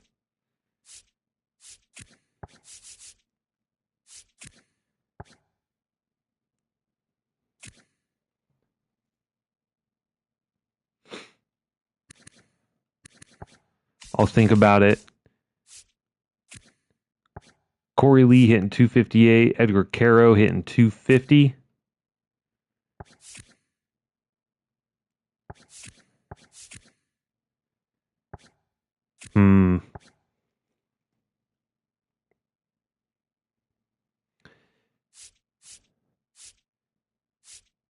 I mean, 22 home runs, though, is kind of nasty.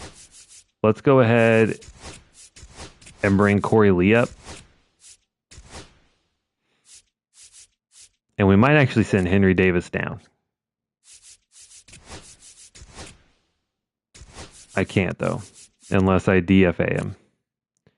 Daniel Susick fell off a cliff. He's hitting 200 in AA.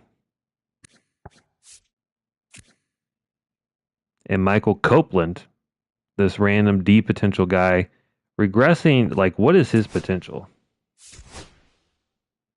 How bad do you have to be? It's 54. Okay.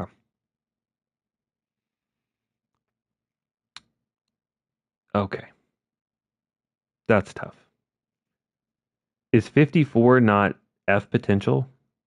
Like, wouldn't 60 plus be D potential? That's crazy.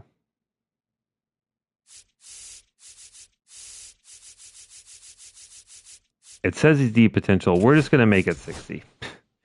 It's not going to make an impact. He's never going to see major league time.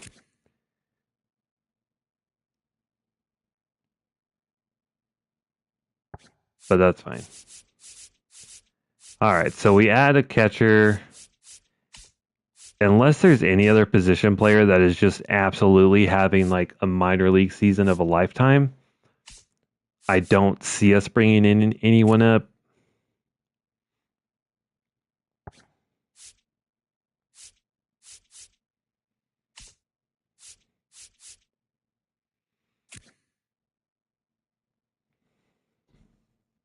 Herb's looking good. Herb's looking real good.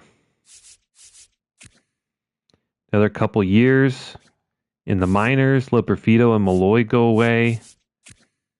Merced is just ready to come up and take the next step.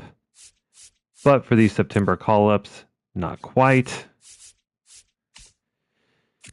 Roman Anthony starting to figure it out a little bit in AAA, hitting 240. We could bring him up at least as like a defensive option, a defensive sub. But I think we'll just let him finish out the minors.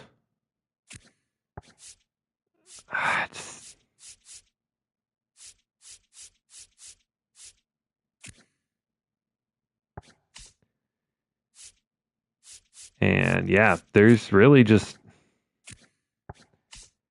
no one. So we only need to bring up one more player.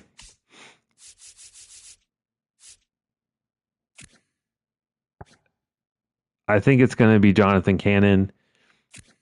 He was not good at the major leagues early on. Has improved up to an 80 overall. Has dominated in AAA. Sub 1 whip, sub 2 ERA. I know we wanted to bring up another lefty, but it'll be Cannon.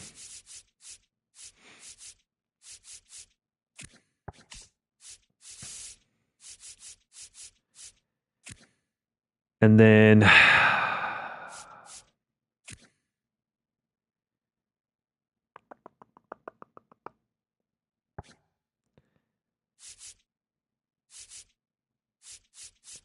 everyone down here is so young.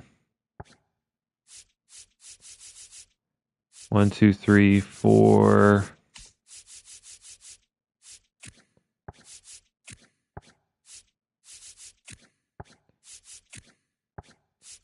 Looking for a reliever that might have some potential that we can use as a starter.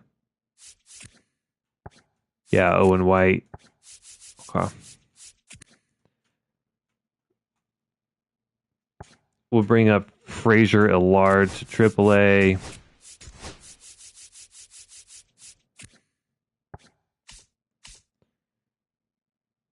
Need another AAA arm.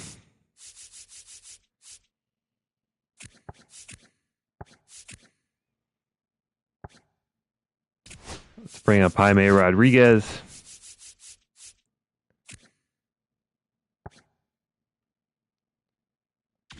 All right. So we got Cannon, Iriarte, Hagen Smith, all long relievers. Okay. Took longer than I thought.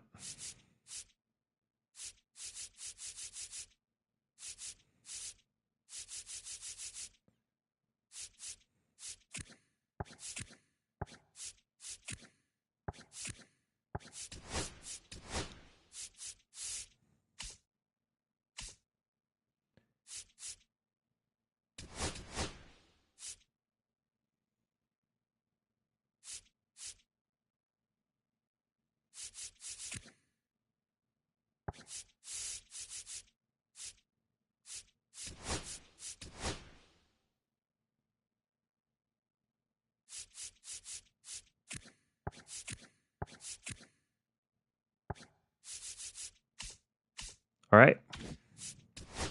September call-ups done. Oh, no. I guess we won't get to see how John Means regresses into the playoffs. He is out for 1 to 2 months with a fractured hand. So we'll put him on the 15-day.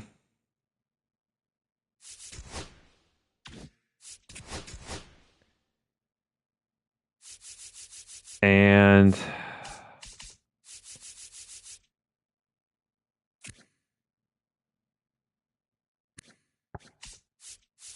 that means Xavier Curry is going to come back up. Sam Haburst is going to, Roburst is going to come up to AAA.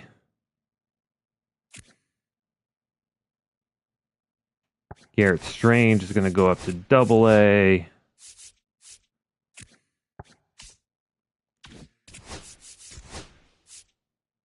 And I think that means Hagen Smith as a lefty is going to be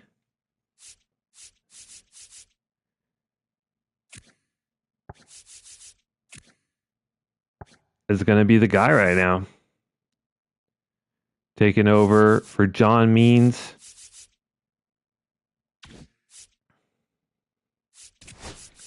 And then we need to fix our AAA lineup. So, we need a second baseman and a DH. All right, Vargas will play second. Ilowski will play first.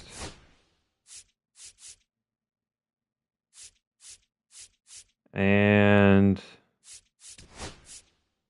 Raymer will DH.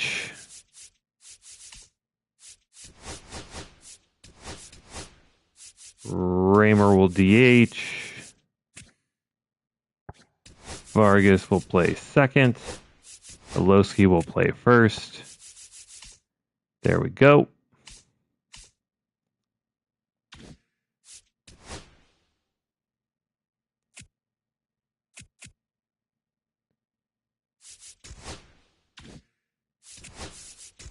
AA squad needs, you know what? They're just going to go with the 4-man rotation.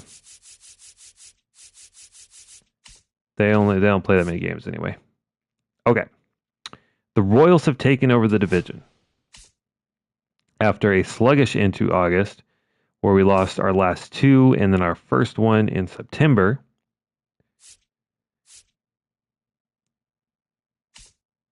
We take 1 of 3 versus San Francisco. We have a huge stretch here versus Cleveland.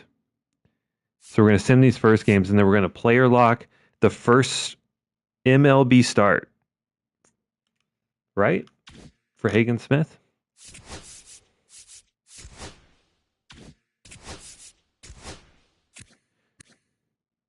Yes, he has started 0 games. So his first, we are tied 4-4, and it wants us to player lock with Jazz, who has 2 home runs already today, make it 3. Not really interested in that. In player performance, I'm more interested in coming in to help the team win. But yeah, here we are, Jazz going against Zickafoos. Who the hell is Zickafoos? He's kind of nasty. 99 hit per 9. That's about it. He's disgusting. What's up? Oh, okay.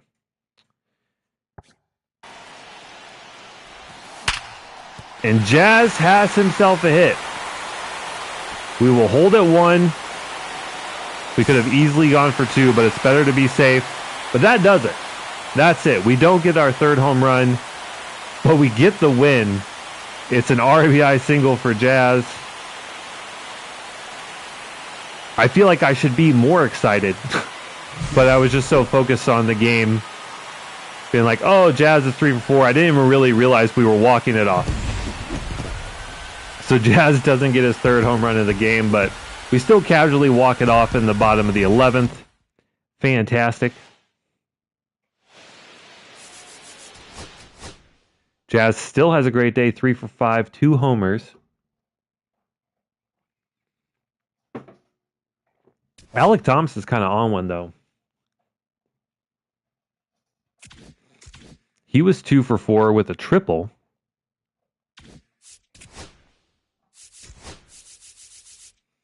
As he's quietly hitting .269 with 2 home runs in 93 at-bats. Not hitting lefties very well, but it looks like some time in the minors really served him well. All right, so far we have we are set to split the series if we lose this game, but we are going to player lock with the first start of Hagen Smith's MLB career. He is 3-0 through 43 innings out of the pen, a decent ERA of 3.56. Now, when we did our little minor league showcase, which we typically do in the month of June, we player locked with Hagen Smith, and he was so dominant at the AAA level. We were so impressed that we immediately brought him up to the majors, and he's been working out in that long relief role ever since. And he's been really good. Another storyline here, Loperfido, one of our trade pieces, hitting .360 over his last 7 games. Look at that jawline. Jesus Christ.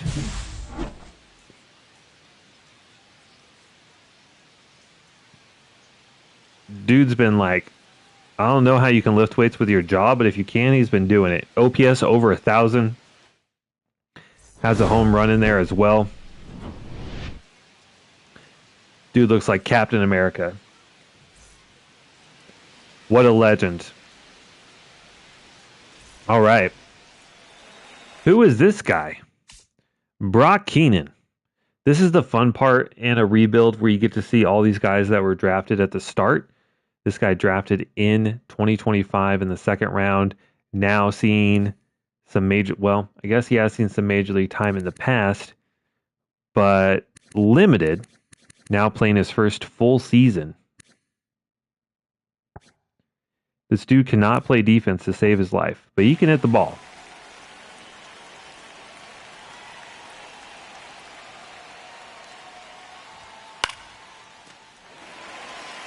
I got it. And he is the first victim to Hagen Smith in his first MLB start. He goes down on the first pitch, pops up in foul territory.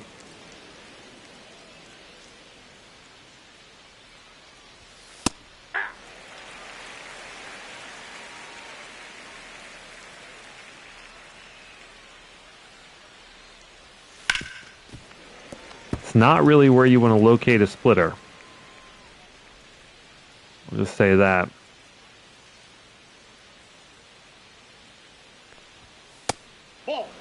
But the big thing that we had with Hagen Smith was the strikeouts. And there's one right there against Romy Gonzalez, who goes down looking at the front door slider. Next up is old Spencer Torkelson. Silly name, serious ball player. That's a Slotsky's Deli reference. If you have any idea what Slotsky's Deli is. It was one of the big sandwich shops that was popular around the time when like Subway kind of blew up and like Quiznos was popular. But anyway, it was Slotsky's Deli, and their motto was like funny name, serious sandwich. It's probably not a good reference if you have to explain it to the audience, but as I am now an elder millennial, I recognize that the audience here on YouTube may not be privy to all of these references, and there is the first run given up by Hagen Smith. An absolute piss missile to left. Jawinski Noel. Welcome to the big leagues, Hagen. That ball was absolutely pissed on. 439 feet. Just fastball, middle of the plate.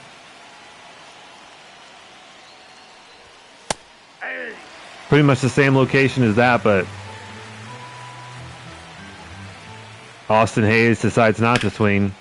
That's the second splitter we've thrown, and the second one that has just not hit the mark at all. That might be a pitch that we just can't throw.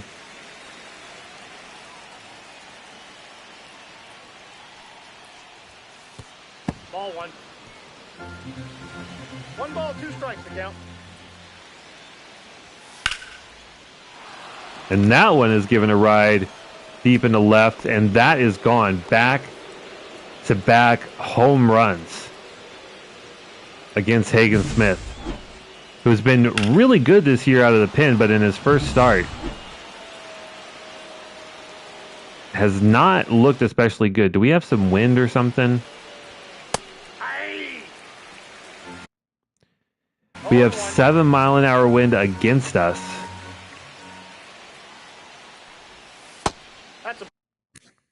His home run per 9 rating is 63. 1 ball, 1 strike. Not, it's kind of in between. I'm not shocked that he gave up 2 home runs so far. I'm not mad, I'm just disappointed. 3. But Hernandez goes down. Now we got that sweet lefty-lefty matchup versus Bo Naylor.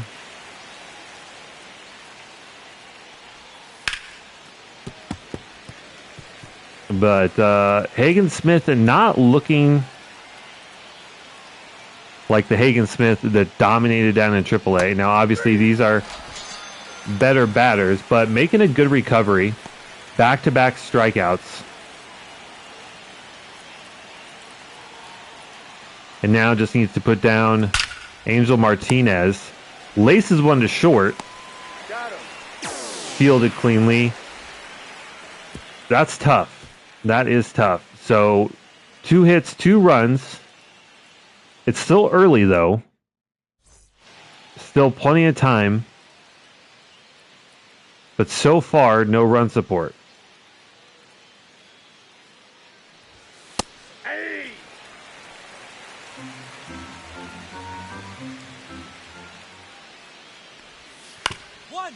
One. All right. Bouncing back a little bit. Hey. Some of these fastballs, though, man, they just leak. That one just doesn't stay up. 0-2. Lands in the middle of play, but the slider's been very effective today. 1 ball, 2 strikes. So we're just going to keep chucking that lefty-lefty, try and get another swing and miss. 1-1-1. This one beat to the ground, but Jazz covering second well. Makes the play.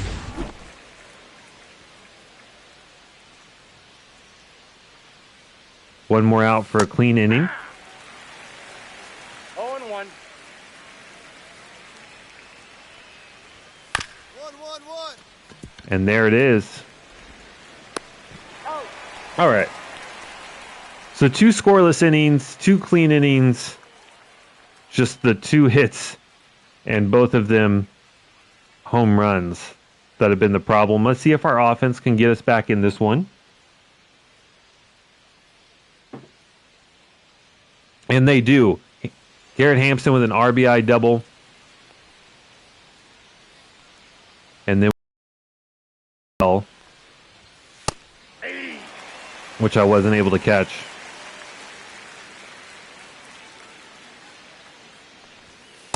Inside ball. Not often you see a first baseman at top of the team in doubles. But Torkelson, third on the team. He's out.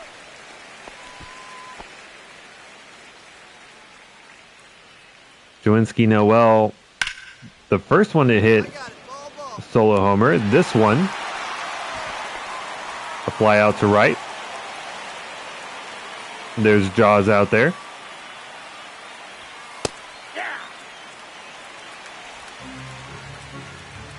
I'm really scared to throw this splitter because we've left it up so much. We're just going to try and bury it. Whoa! No ball, 2 strikes. Look where that... We basically threw it at home plate. And Austin Hayes still decided to take a rip. You love to see it. That's a ball. 1 ball, 2 strikes. Do you want to chase up in the zone as well, Mr. Hayes? Ball Does 2. not.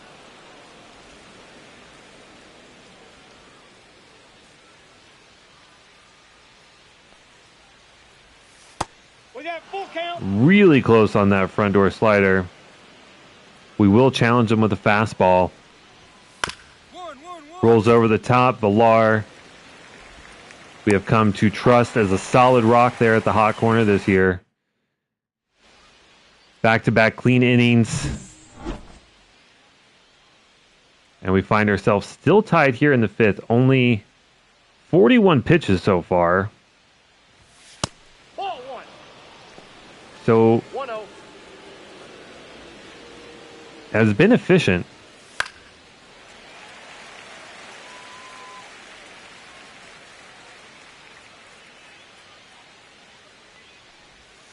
One. He's out. Another put out for Villar at 3rd. I would love to see him get another Gold Glove.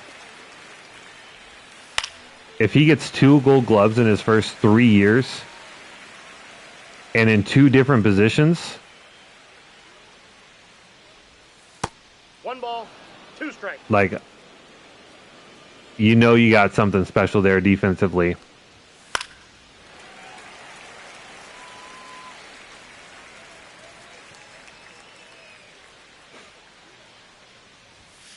Hagen Smith, not many strikeouts today as we see one there. Only his 4th through 4 2/3, but has really bounced back after a really tough second inning. Another lazy fly ball into right. Another clean inning. So far, it's just those 2 home runs. Back-to-back solo shots in the 2nd. Other than that, nothing else.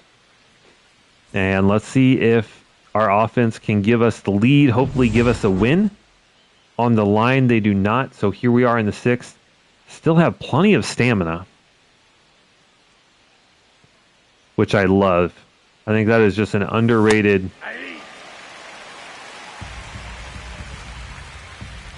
aspect for pitchers, especially in today's game. You see so many pitchers get pulled in the 4th, 5th innings. Sometimes the 6th, you very rarely see pitchers go over 100 pitches.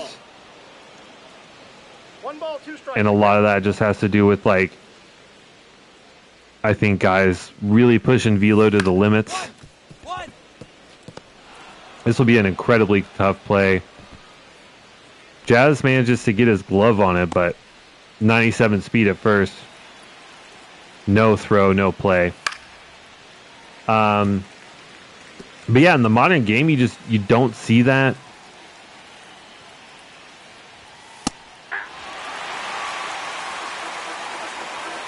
I understand there's a lot of analytics that go into that, but I would love to see some guys take off some velo, just work more on pitching smart and locating better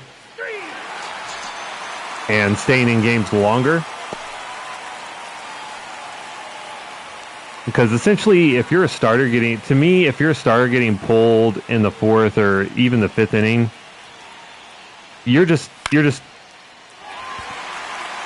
a glorified reliever. Like, you're essentially just a long reliever. You're not a starter. To me, a starter is someone who can go 6+ consistently. Thank you for coming to my MLB TED Talk. It's going to be an easy steal. I figured that he would attempt to steal at some point with 97 speed, but just not focused on that. Because at that point, it's, I don't want to say impossible.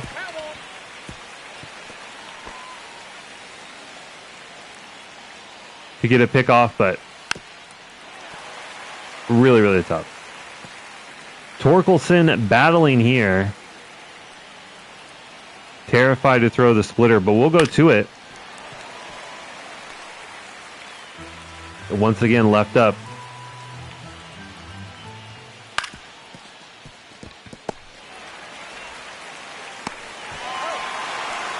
That's another clean inning.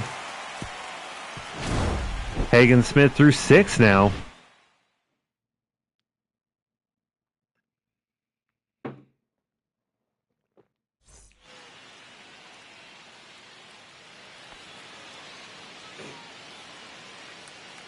Still plenty of stamina.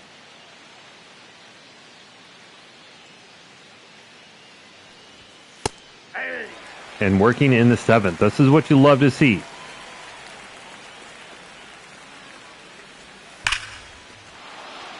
And we've gotten some decent results from the splitter. Try and work it again. And again, just hangs up too much. Said early on, like, maybe we just got to avoid throwing that. And they're going to pull us. We can still go. I wish we could get like some sort of interaction on the mound if you're player locking, like a conversation, like try and convince your manager that you can stay in the game. We lose 5-3. Bullpen essentially blows it, but not a bad start. It was Xavier Curry with our runner that we left to him on second. He ended up coming across, and we get accounts against our line. So it comes out to 6 innings, 4 hits, 5 Ks, and 3 earned runs. Not a bad line. Not a bad line, but not great. I really wish we could have been left in. We still had some gas in the tank, but we get pulled, I think, a little prematurely. But not a bad start for the kid. We end up splitting the series against our division rivals. We're a game ahead of the Royals. And we have Detroit still in our division to come. What other tough games do we have? The Twins. And that's it. So I think we'll probably do a full game here versus the Twins.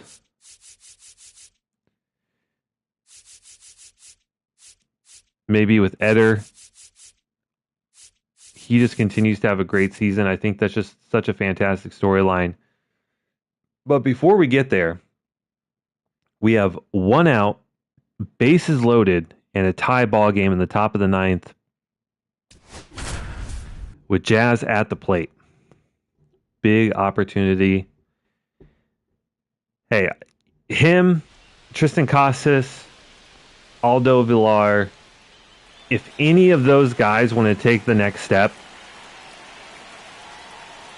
and just be like a true superstar, I would feel a lot better. I'm also really not liking the shadows right now. It's a little hard to pick up the ball, but down 0-2, we're going to have to figure something out. Great take from Jazz. That's a ball.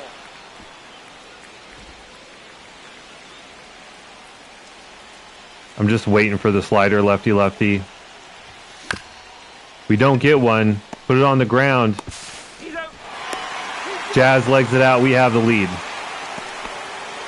Could have been a double play. Carlos Correa to Jonathan India. But it just took too long. Luckily, Jazz hit it weak enough. Either got it hard enough that it gets through the infield or slow enough that it takes a while to field. The latter of those two happened. Jazz is able to leg it out to first. And speaking of Villar, 0 for 2 today. Versing Jorge Alcala, the flamethrower, and he's just in the first pitch high and deep out into right at the track and caught. I feel like we are just a few boosts in power rating away from having a monster home run year. I feel like we're consistently at the warning track or at the wall with him.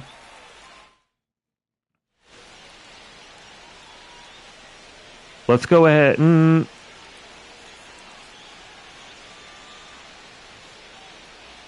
We did our job. We have the lead.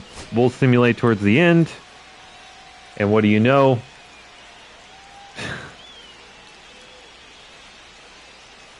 We only have 1 out. We have 2 on. I don't know why we find ourselves in this situation so much. Cade Smith is absolutely elite.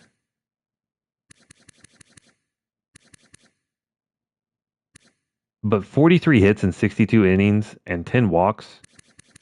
The whip is incredibly low, but I feel like every time we come in here, 7 blown saves is not ideal. I feel like every time we come to the game with Cade Smith, he has multiple base runners on. Brian Acuna, whoever that is, maybe cousin, has an awful rating, but he is going to walk it off.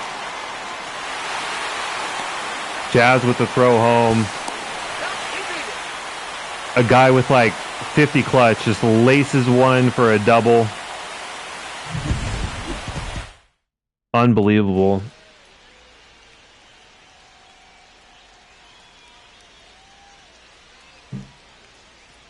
I would attempt that pitch 10 out of 10 times. 99 hit per 9 versus 50 clutch. And he just hits the perfect double into the gap.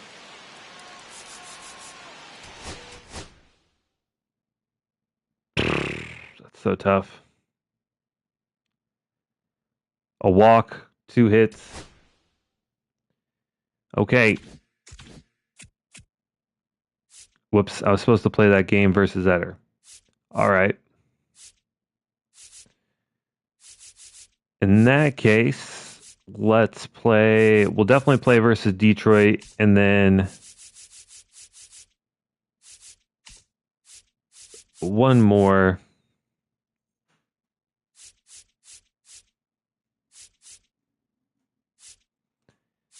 Let's play against my personal favorite team, the Athletics. We'll hop in here with Bryce Wilson, as we have so far split the series. We're really starting to falter here a little bit. We are winning essentially every other game, going 500. We are in a 3-way, and not the fun kind, tie with the Royals and the Twins. And we are now a half game out of the wild card looking in, behind the Royals and the Twins. These are must-win games. We'll play a full game versus the Athletics. We'll play a full game versus the division rival Detroit Tigers. And the rest is up to the baseball gods. But first,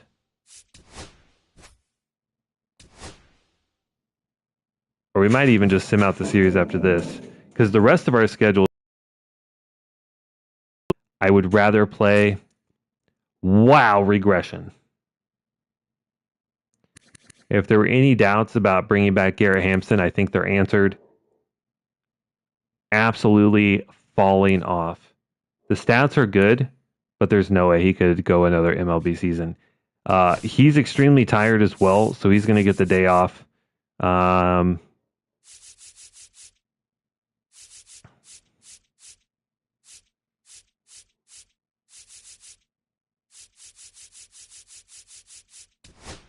So Colson Montgomery will play short. Garrett Hampson will...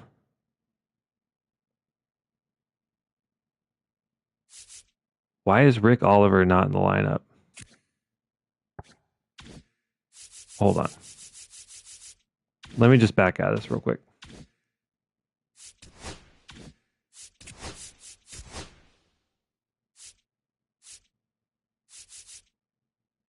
Oh my God, this game is so stupid. This is why you don't auto change things. Okay.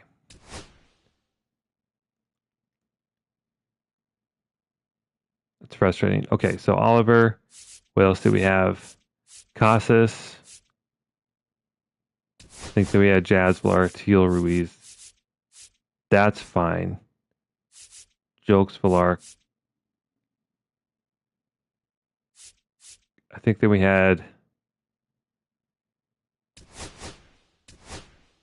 Teal, Casas, Jazz, something like that. Okay. That's weird. I think because of there was like a really small injury to Oliver, and I think I autoed it back. Oh yeah, we're gonna play the full game.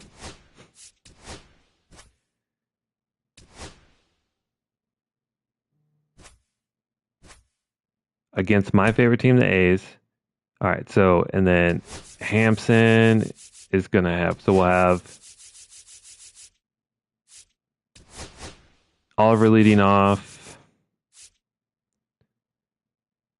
Let's put Alec Thomas in there. He's been hitting really well versus righties.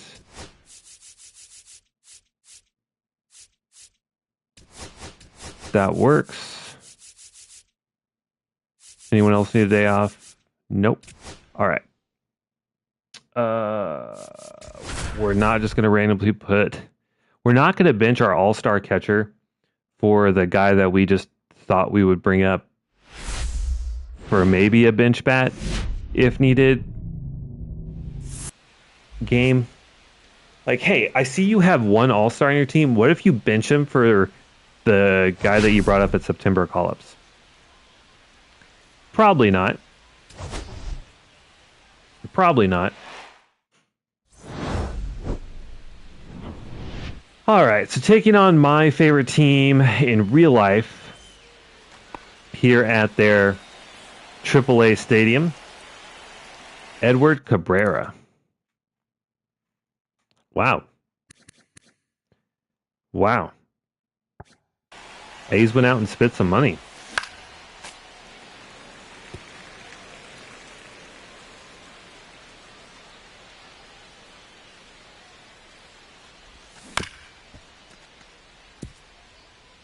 And Oliver is down 0-2 very quickly.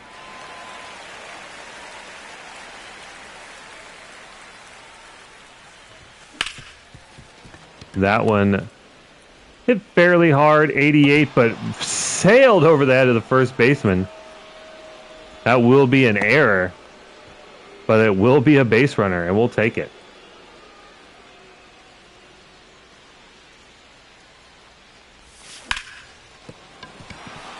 Hey, back-to-back singles. I gotta say, like, Alec Thomas, I kind of forgot about him, to be honest. He just, when we traded for him 2 years ago, he was never really a breakout guy for us. Sat in the minors most of this year, and whatever he did in the minors, he seemed to have worked it out. Because since we brought him up at the trade deadline, he's been outrageous. Speaking of outrageous, we have 3 hits in our first 3 batters, and that is a 2 RBI double for Tristan Casas. We're just casually raking right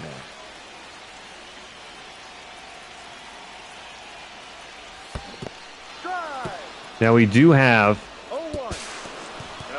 If the A's defense wasn't absolutely abysmal, we'd have 2 outs right now and possibly no runs.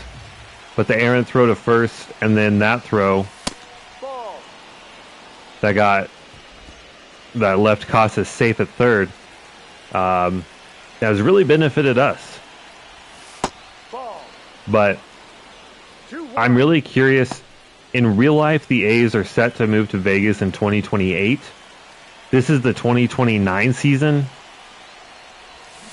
That's a strike. So it doesn't seem like there's anything coded into the game to move the A's automatically. As we have another weakly hit ball that gets through for a single. That is 3 runs in our first 4 batters with no outs. And really nothing special about any of those hits. Outside of the Tristan Casas double, none of those other hits have been spectacular. We've just gotten a little lucky and benefited from some really bad A's defense. Although they do manage to turn 2 there. Villar should have just absolutely blasted that one into the stratosphere. But for whatever reason,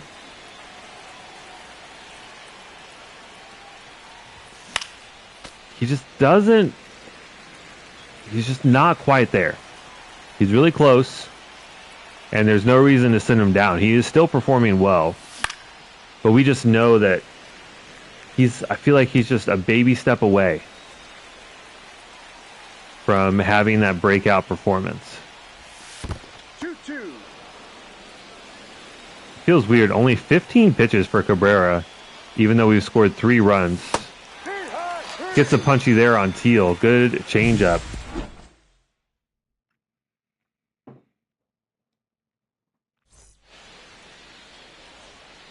We're off to a great start.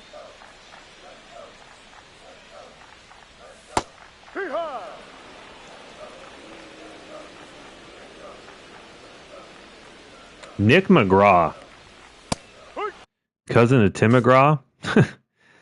Wow, drafted last year in the 2nd round, already up the majors. Dude can hit well. Defense actually isn't bad. Reaction is really good.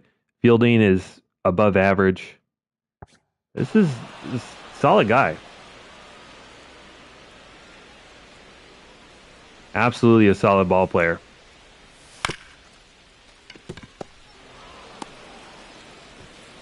That's an out. Unfortunately, that is a ground out to Casas at first. Sun Che Chang. A lot of youth, an undrafted player who's actually pretty good. We can't see his potential, but his defense is spectacular. And the dude has some pretty good hitting stats. No. And Ruiz almost hosed him at second. Took him a little while to collect himself and get that ball in, but really good throw. And the A's with Brandon Marsh now. 1-2. Brandon Marsh is now 31. That's not a bad pickup for the A's.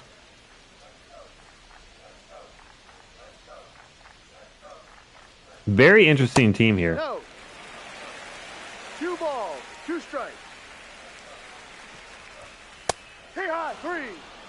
And Brandon Marsh cannot get the bat off the shoulder. Maybe it's stuck to that nappy-ass hair he has.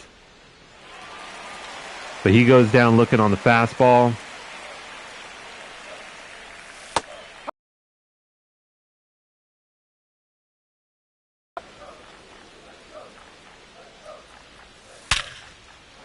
And Zach Geloff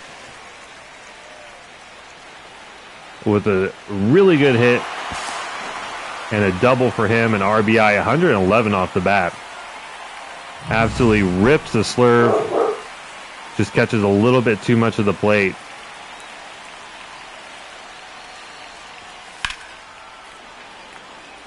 We got to be a little careful because this is not a big ballpark. It is very easy to hit home runs here.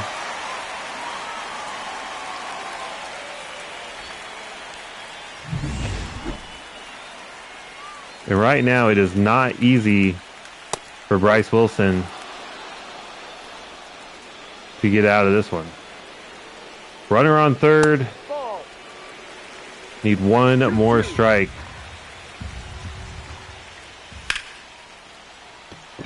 Or out. Alek Thomas camping under this one. So the A's do get one back. We have a slim at 2-run lead after the RBI double from Geloff. But so far, Edward Cabrera has not been especially difficult to hit. Case in point, that is a liner to the gap for Ruiz. An easy double for him.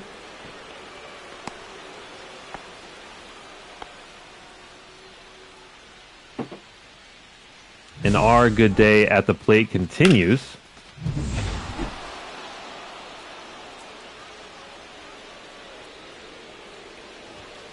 No ball. One strike. Colson Montgomery timed it up. Just can't get the barrel of the bat to the ball. Ball. Getting some work in here with Garrett One Hampson ball, out one strike. on a rest day.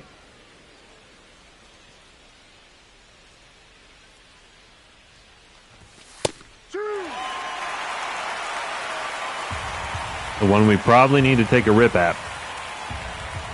Froze up a little bit.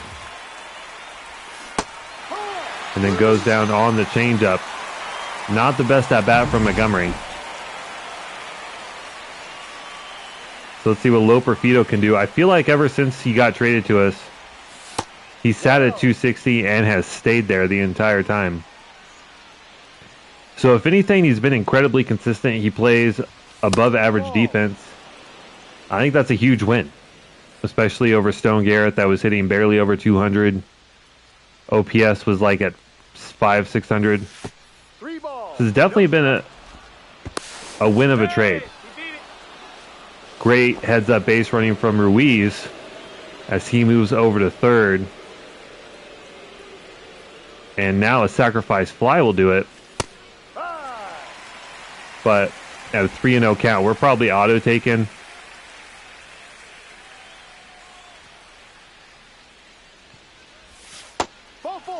And we do end up working a walk.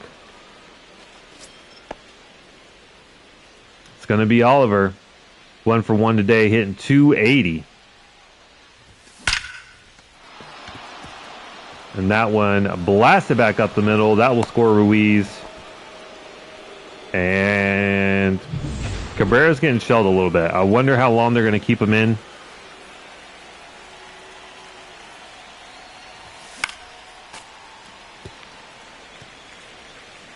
If this game let you hit high fastballs when you're not using PCI hitting, we would have 50 home runs. We time up the high fastballs all the time. But on timing-based hitting, you just never put them into play. Like, ever. I don't know why. Regardless, Alek Thomas finds himself 1 and 2. Check swing. They say he went around. He did not go around. It wasn't even close. That's a ball. So a tough call. Didn't go our way. Not even really a tough call, just a really bad call. Ball.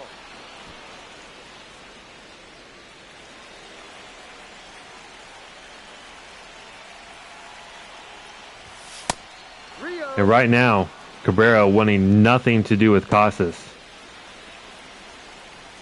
I would definitely take a pass. Jazz only hitting 200 with runners in scoring position.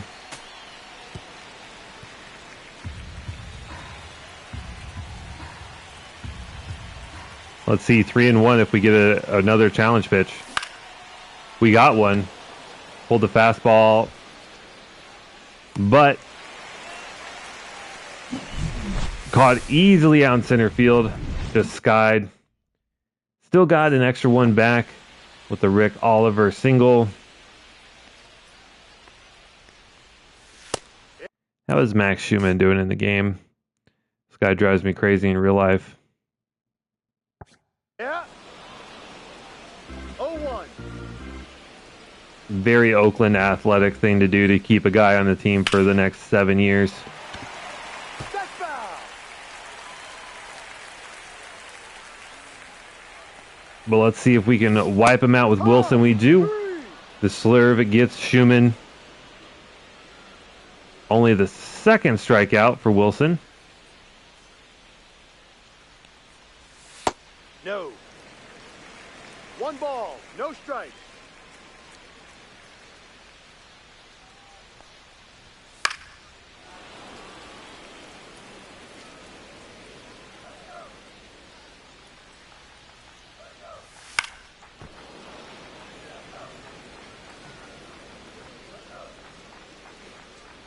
All right, 1 and 2. Let's see if we can put him away.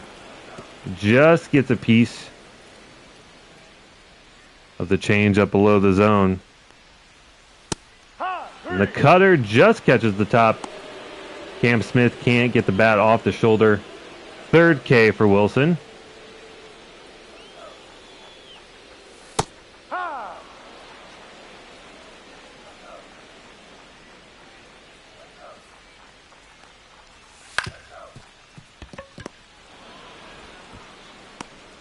He's out. And you love to see a nice efficient inning from Wilson. He was really, I would say, like the first cornerstone building block of this rebuild. He was really the first person that kind of excelled, that we thought we could keep long enough to where he could play on the team while they were good. We decided to keep him in, and he's been a feature in our rotation the entire franchise. Really happy with the way we handled him and his contract decisions. And Jazz gets plunked. Cabrera not having a good game. Every leadoff base runner is reached. We've scored in every inning, and he continues that trend so far, with the leadoff runner being Jazz on first after getting hit.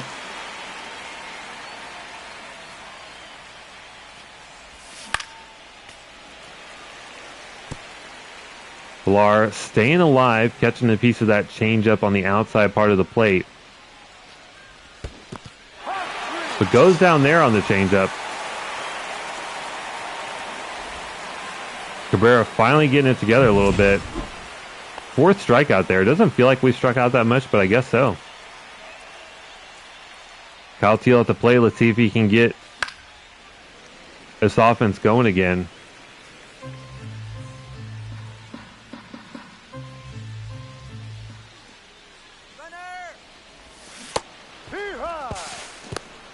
Jazz swiping second. Kyle Teel, good timing. Curveball just catches the zone. Ball. No, that's in. Need to see a little bit better. We should not be down 0-2. 2-2. Got to be taking some of those pitches, I think. As we take the last 2, find ourselves in an even count. Another one we probably should have laid off of, but we do manage to get a piece. Still fighting here. And that one is gone. Finally get a curveball that hangs up 453 feet to dead center. It doesn't matter what park you're playing in. That is a home run across the league. An absolute monster shot from Kyle Teel. Ladies and gentlemen, boys and girls, pack your bags. Next stop, Pound Town. I tried to time it up. That was a really long delay, but we got there. 107 off the bat. Cabrera's still in the game. unwilling to pull him after giving up 6 through 2 1/3.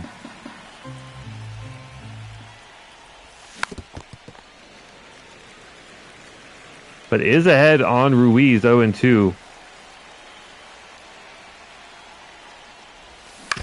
Who is 1 for 1, a walk and a double on his line.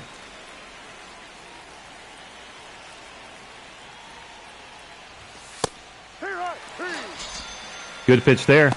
Just catches the outside part of the plate and sends Ruiz back to the dugout looking. Ball. 1-0.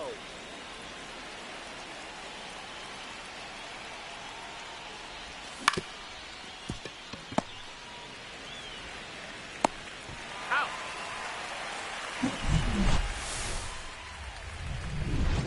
Colson Montgomery ends the inning, but it was Kyle Teal. I mean, that thing was absolutely pissed on. There's really no other way to put it. There we are. 1 game back of the Twins and the Royals. Just fighting for our lives in the division. It looks like so far we're set for a comfortable win here in Sacramento.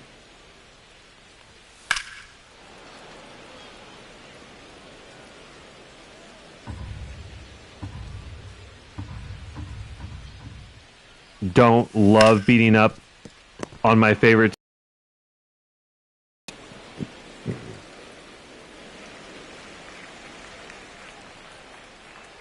It does always feel good to get, you know, lots of hits, good pitching.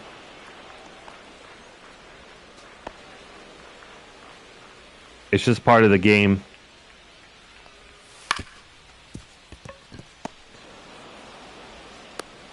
He's out. And we finally see a pitching change. It's going to be a JT Ginn, who in real life has actually pitched pretty well. He got the call up this year. He's had a couple really good quality starts. I think there was one where he really struggled in particular. But other than that, has been really solid. Here in 2029, he is now 29 years old, 75 overall. Looks like he's probably maxed out his potential in the game. 72 innings, 2.36 ERA last year, but over 6 ERA this year. Less than ideal. It's like he's been kind of back and forth between AAA and the majors. Has not been a starter at any point. 1-1. So it's just been working out of the pen. Has been kind of up and down. That happened. Good defense there from Zach Geloff at second. Able to get a good jump on that ball. Laced from Rick Oliver.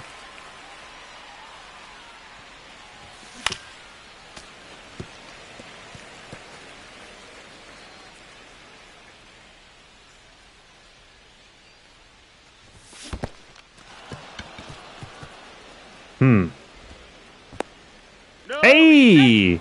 That is something you don't see every day.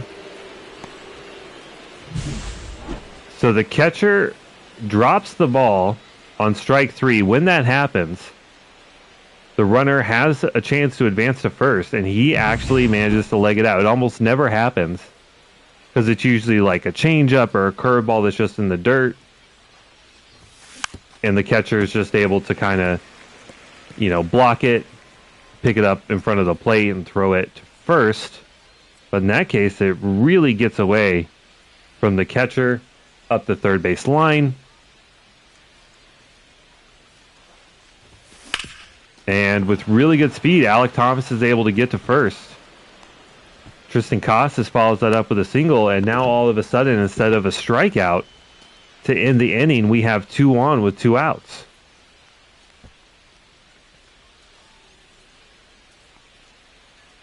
Just absolutely quintessential A's gameplay right here. Just trying their best to just blow it.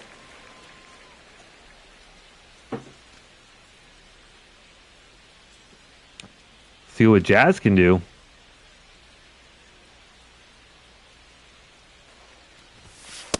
Ball.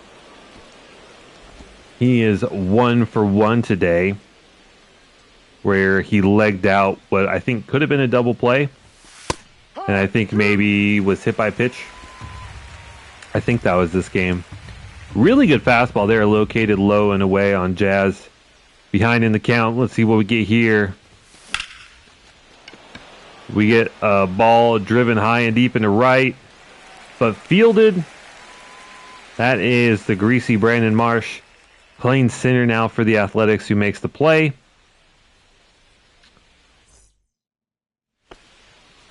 And we are headed to the bottom of the 4th.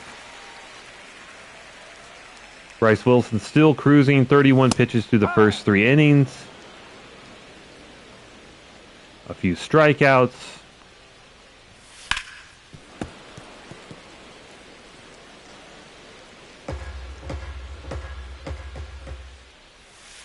Ball. No.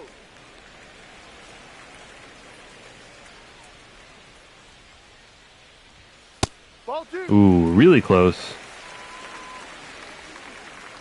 Really, really close.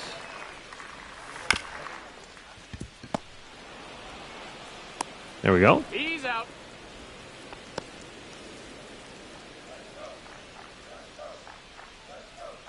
Villar at the hot corner. No problem for him making that play, making it look routine. 1 strike. I said, would love to see if he is close to or in the running for a Gold Glove at third. 1-2.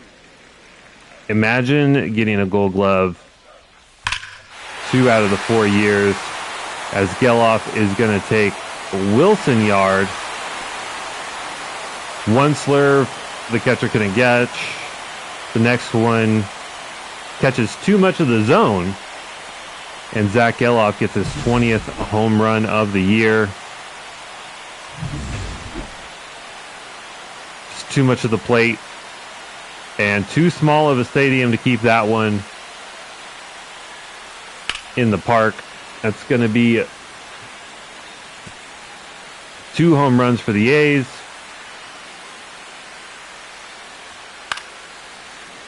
And 2 runs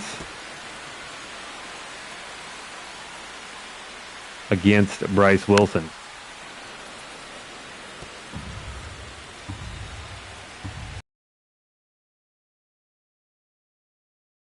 Pretty safe, but the dimensions of this ballpark are really tough. It is literally a minor league stadium.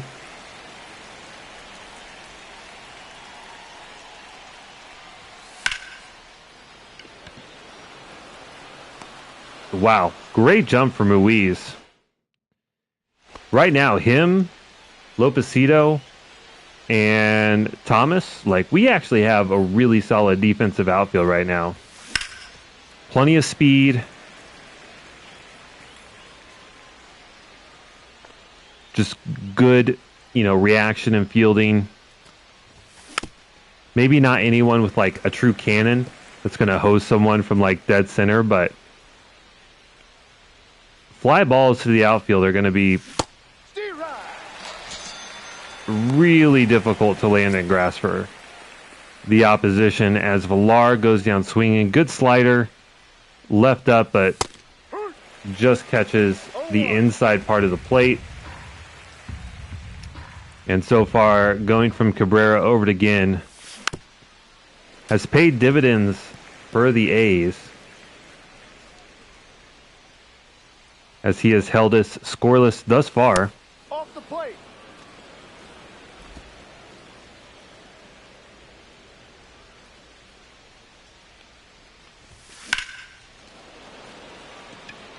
Teal gives this one a ride, but dies at the track.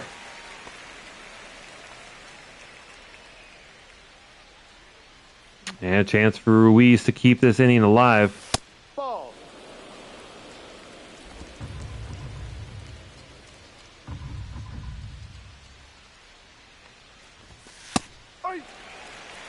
All right. I mean, sure, technically that is a strike.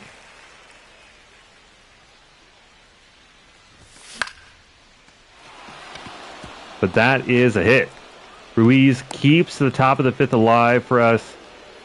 Maybe a little two-out rally going. Colson Montgomery in the 8-hole is up next. Over 2 on the day. And again, with the slide step,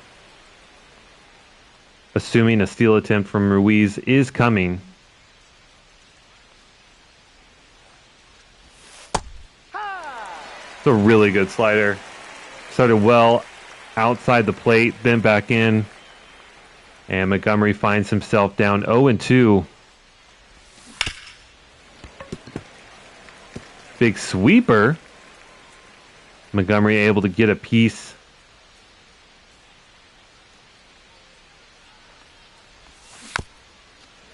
Still fighting.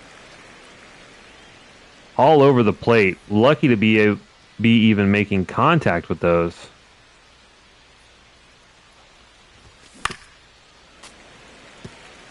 And just absolutely battling. 6th pitch of the at-bat coming in, and we have yet to see a ball.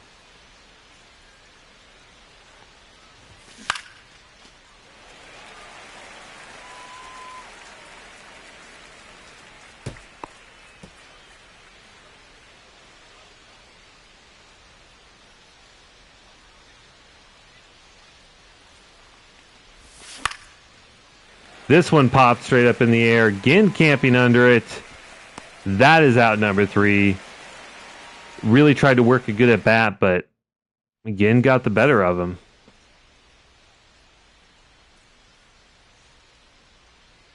And here we are in the 5th.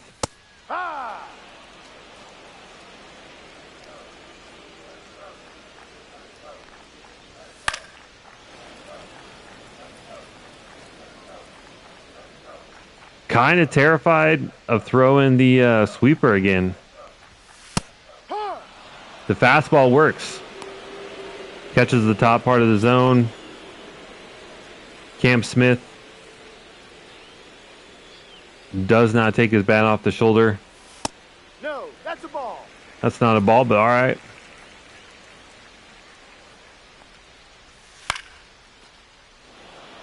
Here we go. Another lazy fly ball, and again,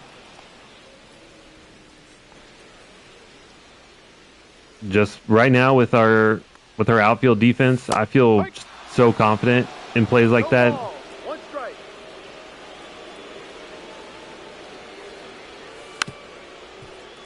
Foul.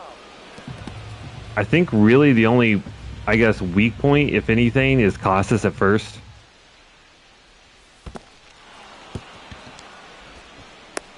Hampson at short, Villar at third, and even though we don't necessarily see it all the time as consistently as we would like,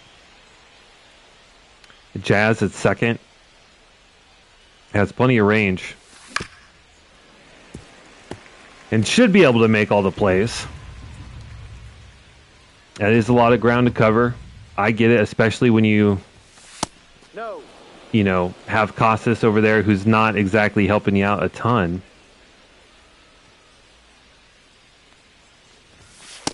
Ball 2. Getting now in his 3rd inning of work. 34 pitches. A little early on that fastball away. Thought we saw it pretty well.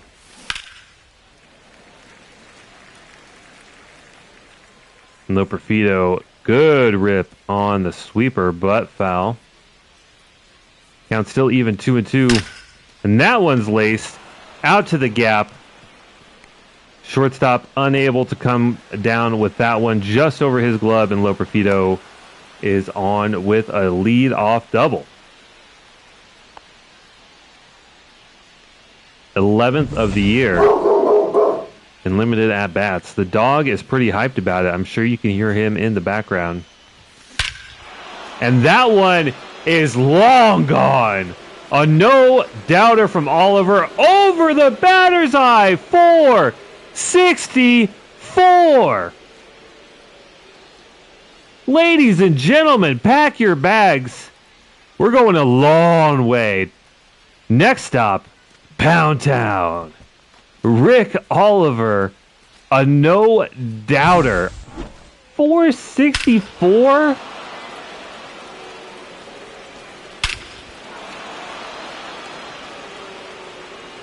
That is actually kind of unbelievable. Because if you look, he has 49 power. He has 49 power. And he hit that ball over the batter's eye 464 feet. What? What? We got guys with 90 plus power that can, we've seen like hit it just over 400, maybe 420. No, that's a ball. But not even 50 power, dead center 464. Are you kidding me? That's unreal. 2-2. Yeah. My dog's looking at me like I'm an insane person. He's like, why are you screaming at that dog toy hanging in front of your face? Alec Thomas grounds out as I'm having dialogue with my dog who can't talk back to me. But a comfortable 6-run lead here in the 6th for your South Side Chicago White Sox. I mean, this is something we actually saw. 1 ball, 1 strike. Okay, I was like, I feel like we timed that up. We did, and there it is. Tristan Casas, 91 power. Can't even put wood on the bat. But, like I was saying, this is something we saw with Oliver last season. Is at the start of the year, he had high 30s, low 40s power ratings. But he just constantly got good, clean, hard contact, and especially in Chicago where the corner outfields aren't particularly deep, was able to just pull so many shots, like, 350, 375, and ended up racking double-digit home runs over the course of the year. Max Schumann bobbles out 1 1/3, but still managed to get the throw over to first in time. But I mean, what the hell? This is one of the longest home runs I think I've hit all year. And it's by one of our lowest power rated guys. Similar to what we saw, I think, 2 videos ago with Estuary Ruiz, where he hit one to what would have been like the 3rd deck out in Arizona, hit one like 460 as well. It was kind of crazy. Nick McGraw looking to be a surefire candidate or winner for Rookie of the Year. Has a 2 WAR. Out.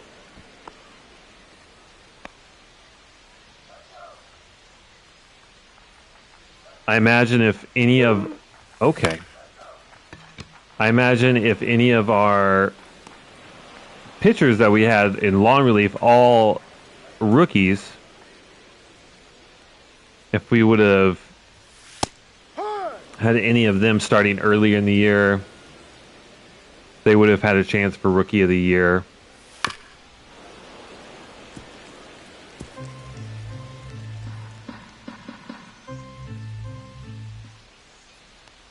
Especially Hagen Smith, as he's actually had a pretty good year statistically. Wilson puts out the side in order unceremoniously. We're up 6. We're in the 7th.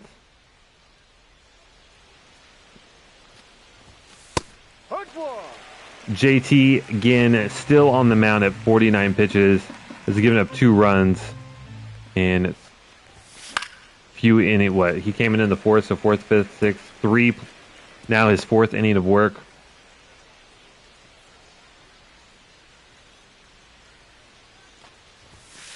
Ball.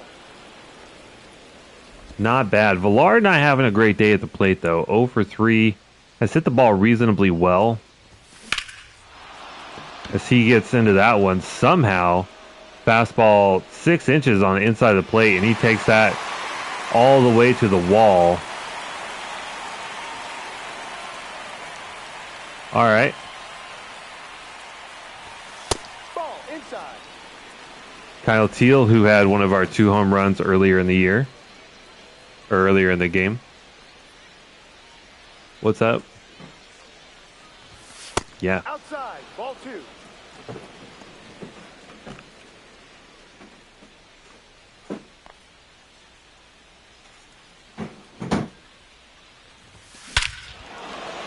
And that is a 2 home run day for Kyle Teal. 457. Almost as good as Oliver. And that thing is just plastered 109 plus off the bat. Fastball just grooved down the middle. Teal did not miss. And our all-star strikes again. The day is done for JT again as he gives up his 3rd run. It's going to be Luis Peralta. Not having a bad year. Ball 1. Interesting to bring in a lefty versus Ruiz, who hits lefties extremely well. And right on cue, drives one high and deep into left, and it is over the wall. I feel so bad. I really wish that they would have done something for the A's to move them into a actual Major League Stadium in the game. Like, the A's are never going to simulate well in franchise just because of their stadium dimensions, I think. It's just too easy to hit home runs here.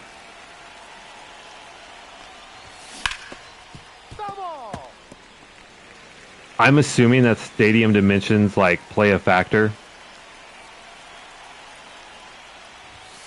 2-0-2.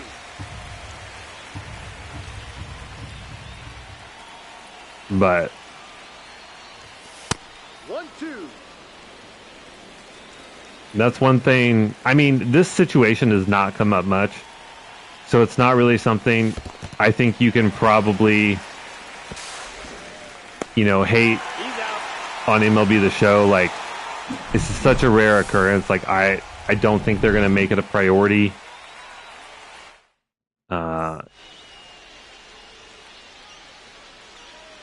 To code that into the game. Hike. No balls. 1 strike. But they should have. Ball.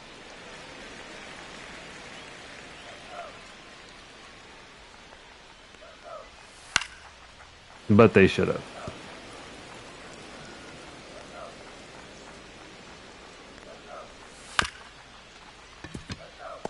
Gelof's going to have his first out of the day. He's been really good, 2 for 2 with a home run in there as well.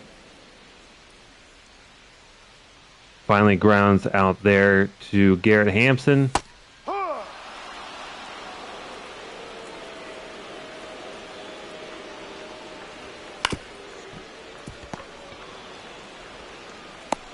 Ground out to Villar.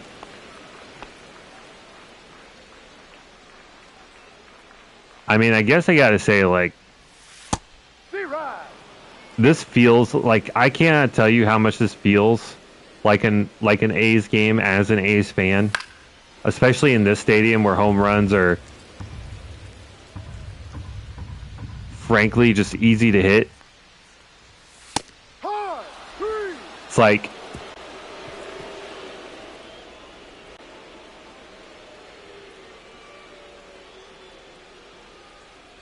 you're getting absolutely pissed on, but you hit your young players do well. Like, that's just what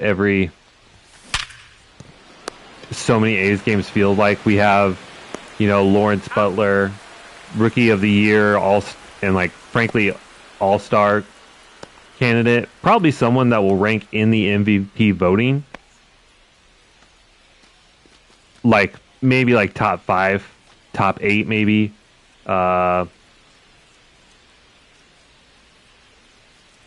With Wilson having an unbelievable year at the plate. And Jacob Wilson, by the way.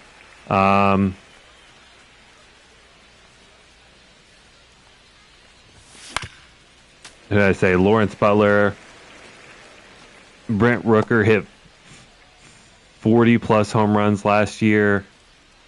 Having a decent year again this year. And we have all these guys that they have their moments.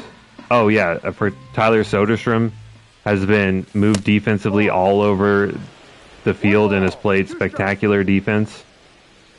Started off the year breaking.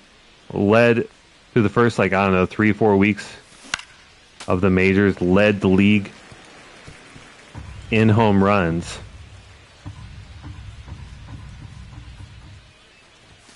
But yet we're 15 games under 500. Alek Thomas has hit a home run. This is what I'm talking about, this stadium. It is literally a minor league stadium. 384. Maybe like Yankee Stadium, that's a home run. Like in the far right corner. But when you look at where this one goes out, that's fairly close to center field. Like, that's that borderline of right center, center right. We're going to go ahead and quick manage this inning. We're going to come in and pitch the rest of these games, or pinch the rest of this inning. Let's see. Let's get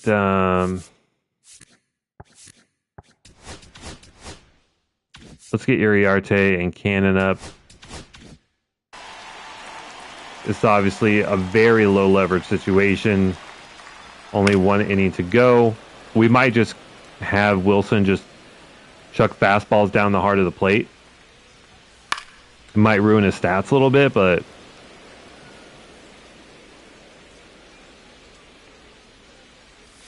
I mean, if he can have a complete game on his line, that'd be fantastic. 1-2.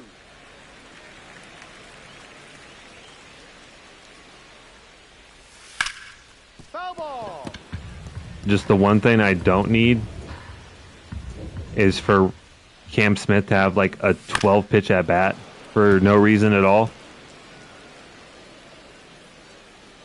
Please just give up. Oh, Villar. What a snag. What a throw. I've said it a couple times already, the stream. Gold Glove rookie year at first. We signed Costas. We work with him in the offseason, move him to the hot corner.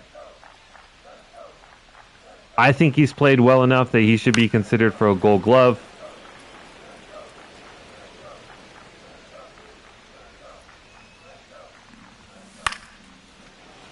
We'll see what happens. Ruiz misplaying this one, though. Thought we could get at it.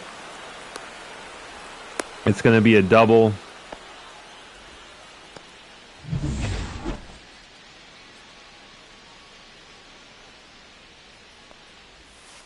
That's a strike. We're trusting in Wilson.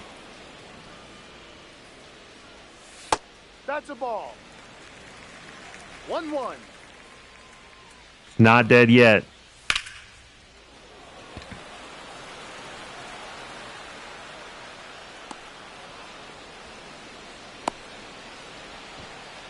Wow.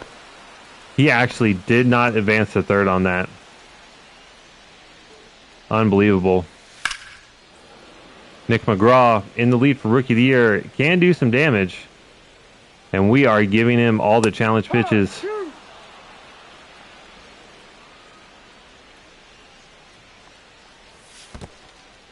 And he goes down swinging. Out. I think that's good enough for Bryce Wilson. Unbelievable day for him. Like, quietly, we have just been raking at the plate. Haven't even really been thinking about it. But we're just going to quick manage the rest of this one. Oh my God, that was terrifying. We almost lost that. I was like, there's no way we can blow this lead. So I auto-sim the inning. And oh, because we had Bryce Wilson still in there, I didn't change pitchers when I went. Oh my God. So he was just completely gassed. Ends up getting shelled. Because I scheduled Iriarte in, but it, like, since I went to quick manage, it didn't. Bro. So what was actually a phenomenal day for Bryce Wilson gets ruined because of quick manage. He goes a complete game but gives up 8.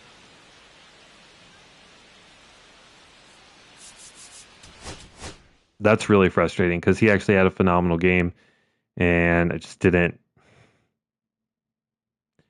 Don't say like I didn't see it, but like I scheduled the reliever in. All right. We are at over 3 hours on the stream. So we are going to simulate the rest of the season. I mean, we've already played 2 full games in this month, which is what we typically do. So here we go. We will play these moments. Malloy, who is not the everyday player, but a 2 home run day, make it 3. We will not try to make it 3. We don't do those. We only do the player or the team ones, not the player ones. Jose Franco down in AA, out for 2 months. He'll go on the 60-day. John Means is eligible to be reinstated, but still out for 1 to 2 months. We'll keep him on the 15-day. And we lose a series to the 58 and 92 Rockies. We still will play the close moments. But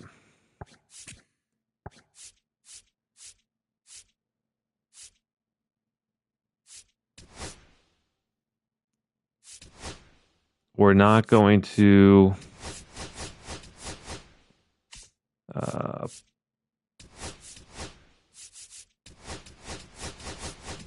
play any more full games. It's just really unfortunate.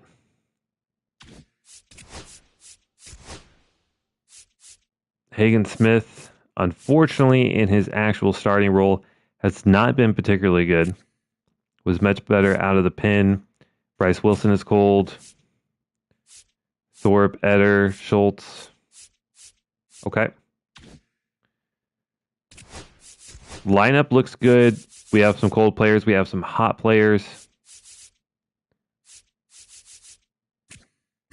Was Jazz an all-star this year? He was. Huh. Okay. I mean, that's great.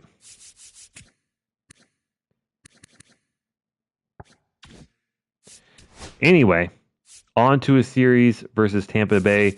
We have a really easy schedule the rest of the way. We should expect to win most of these games. On to our Tampa Bay series. We take that series. Fantastic. We're 80 and 73. We're still a game behind.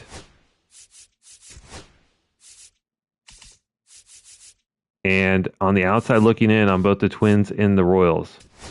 We do not play either of those teams coming up. But the last 3 teams on the schedule comes down to the wire. Our AAA team finishes 82 and 68, but wasn't good enough for the postseason. Okay. But the Barons won the division. They're going to take on the Smokies. Okay. JJ Weatherholt, torn ACL. He's done till next year. He goes on the 60-day. That is tough. So many injuries, especially as they are heading into the playoffs.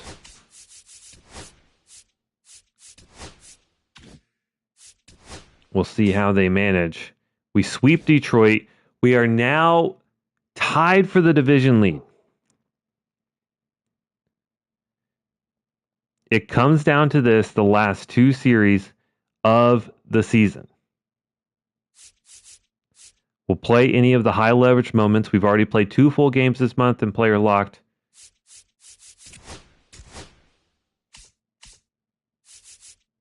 We are in the wild card. All we have to do is do better than the Royals and the Twins in these last 2 series. First series versus Houston, we get swept. Jesus Christ. Oh, that's not good. The Astros at 61 and 98 sweep us 1-3, 1-4, and 3-4.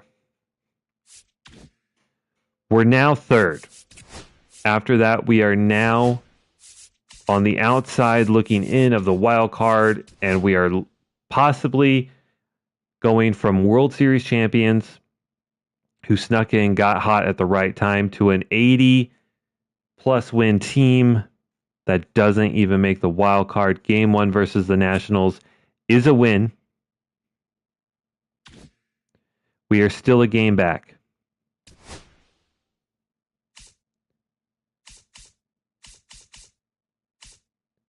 The Royals play the Yankees. The Twins play Seattle. So we by far have the easier schedule. If we sweep and they lose, we're in the playoffs. If we sweep and they sweep, we are not in the playoffs. If we lose, then we lose. Game 2. Game on the line. We're up 1, no outs, 1 on. Cade Smith, keep runners off the base paths. I don't understand why we oftentimes find ourselves in this situation with one of the best relievers in the league.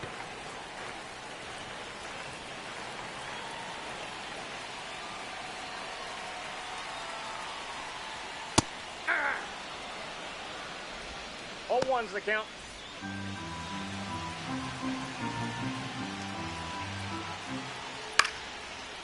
That is a lazy fly ball out to left. Ruiz will have no problem gathering that. The runner will not advance. And now it will take a home run.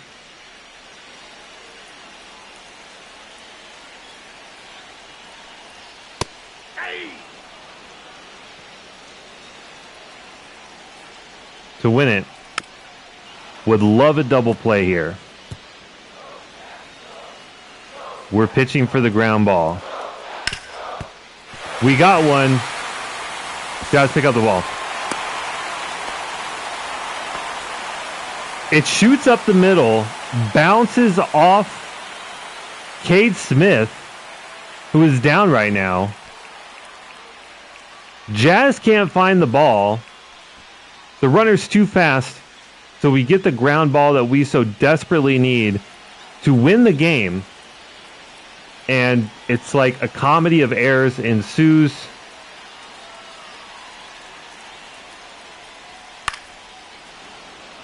And now we find ourselves in a position to lose this game.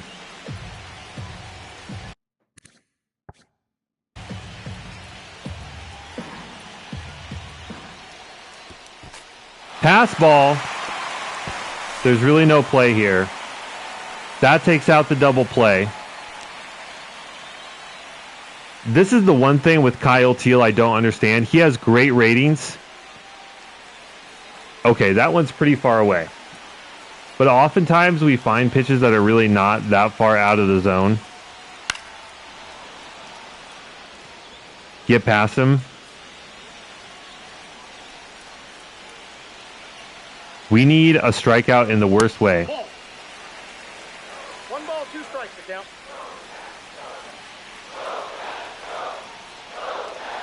It cannot be a double. It can't be a ground ball and score.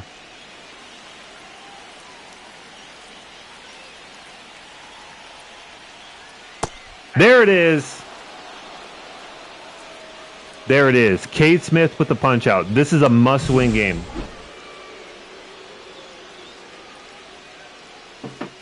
Swings right over the top of the splitter. And now, as long as it's not a ground ball hit, I think we're fine. He has 71 clutch, which is not bad.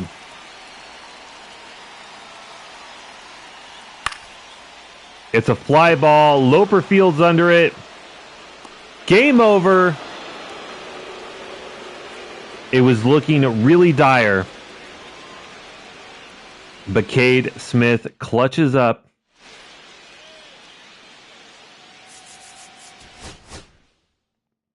Ruiz 2 for 4, Hampson 2 for 4, Marcelo Mesa 2 innings with a walk. No earn though. So back-to-back wins versus Washington. We're almost 10 games above 500. The Royals and the Twins lost.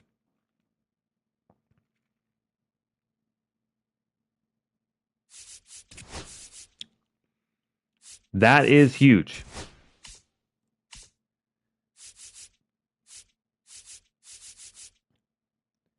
It's now us or the Royals.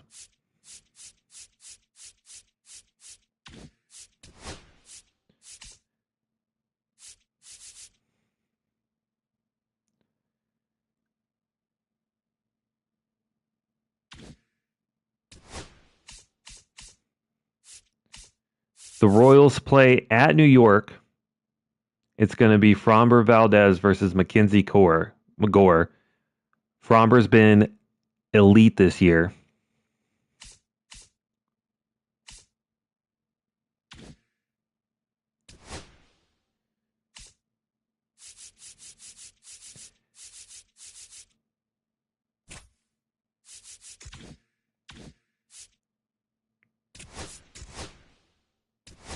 I think what we will do is we will quick manage this game.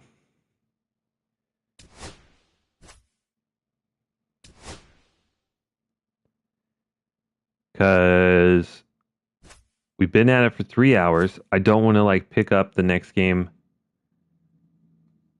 with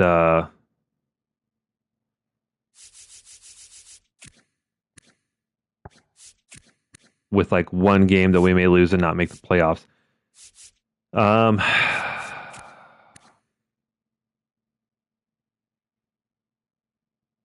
Malloy's been good. Slugging 500. Do we put him in for Loper Fido? No, I think we'll keep the defense. Stick with what got us here. I don't care about Corey Lee. All right. Ground out, strikeout, single.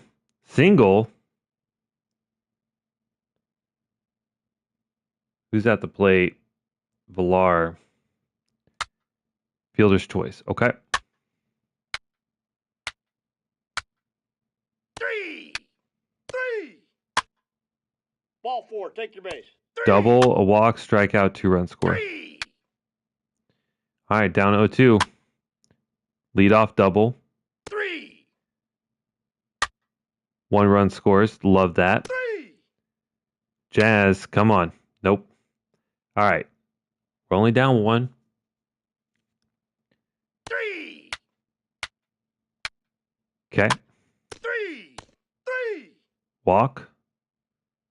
Loper Fido, come on, baby. Fly out. Double. 3. Nice. All right. Ball 4. Take your Walk. base. I can't say steal second. Ow. Caught stealing. Are you shitting me? Take your base. Ball 4. Villar. Damn it. All right. Alex Clemmy. 3. Shut this down. Bryce Wilson running close to being out on gas. The solo shot, a double, 3. strikeout. Righty switch. Okay. He's not good against righties. Ground out. Jason Churio. Ground out. All right, come on, boys. Now it'll be Eduardo Salazar. He looks bad. Got a single from Ollie. Do we steal?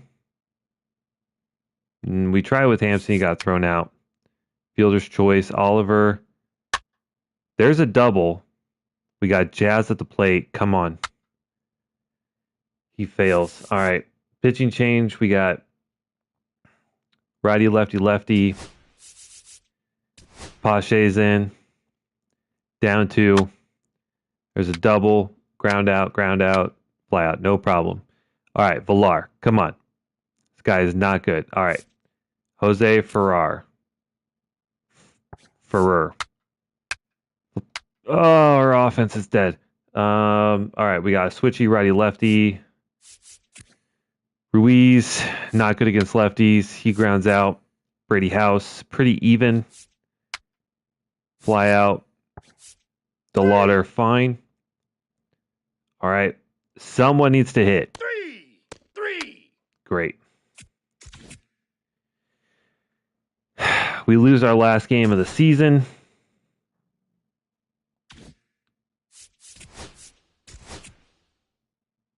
And we finish 85 and 77. We do not make the postseason.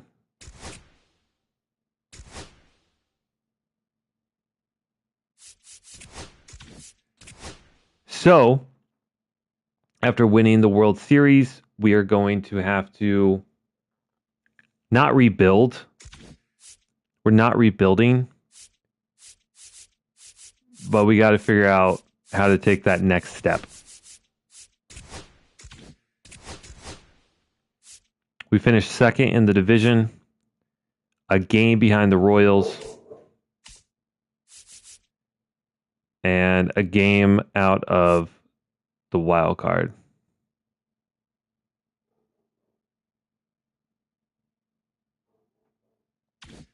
Had a really tough end of the year. Getting swept by Houston was absolutely devastating. That absolutely breaks my heart. All right, well, let's take a look at, where we finished for the year in terms of awards, in terms of stats. We'll do a quick overview of these again to start the next episode. But looks like we do have some awards. Kate Smith is Delivery Man of the Year.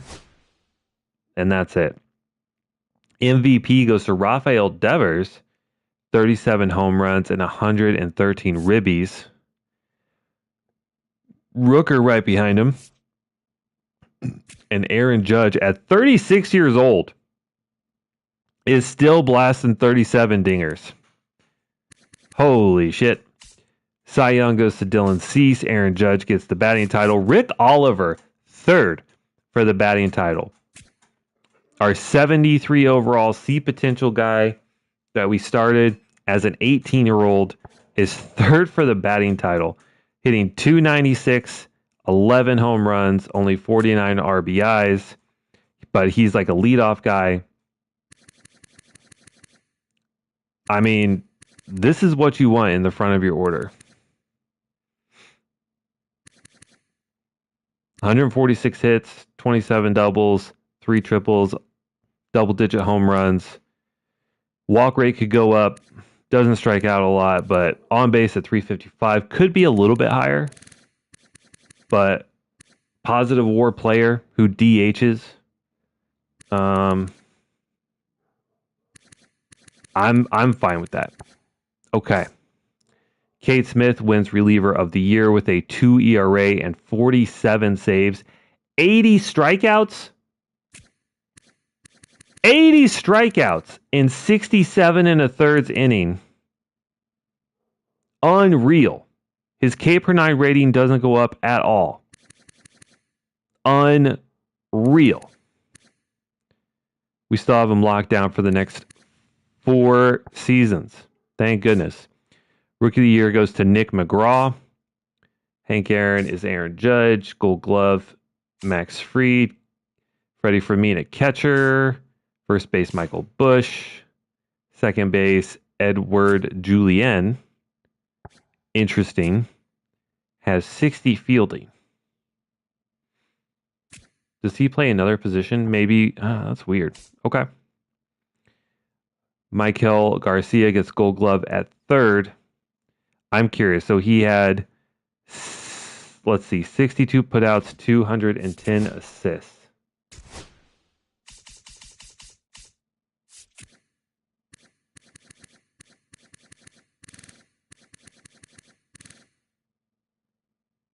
Villar had 236 putouts and 154 assists.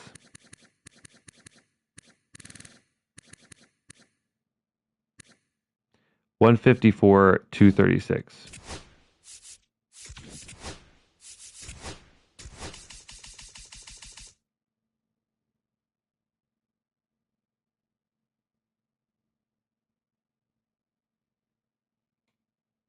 Villar should have won the Gold Glove at third, but he's just listed as a first baseman. That's annoying. Bobby Wood at short. Garrett Hampson comes in second. Kyle Teal, Silver Slugger at catcher. About 20 points behind William Contreras in average, 6 home runs behind, and 20 ribbies. Well done by William Contreras. Jazz Chisholm wins the Silver Slugger at second with 22 home runs and 86 RBIs. And that is it. All right, let's take a look at stats of the year.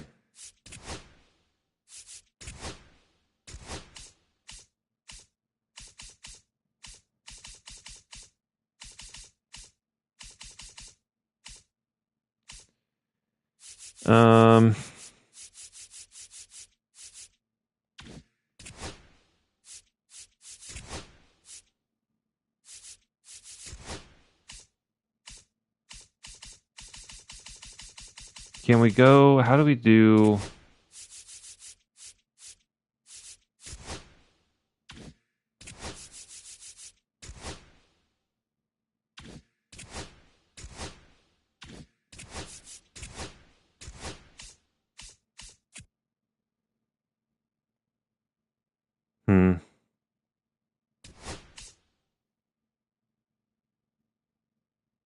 I was hoping to look at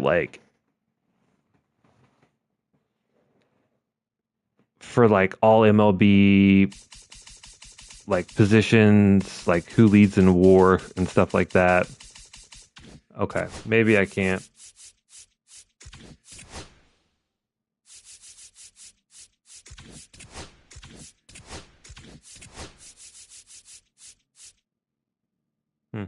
Okay. Fair enough.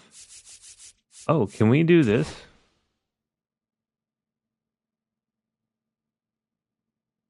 Oh, this is what we need to do.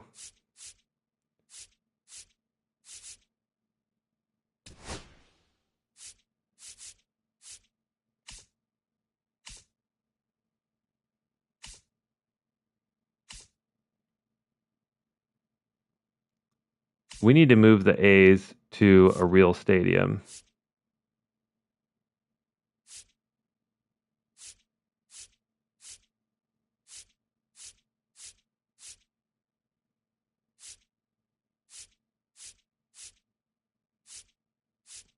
Because the game won't do it. What out here looks like Vegas?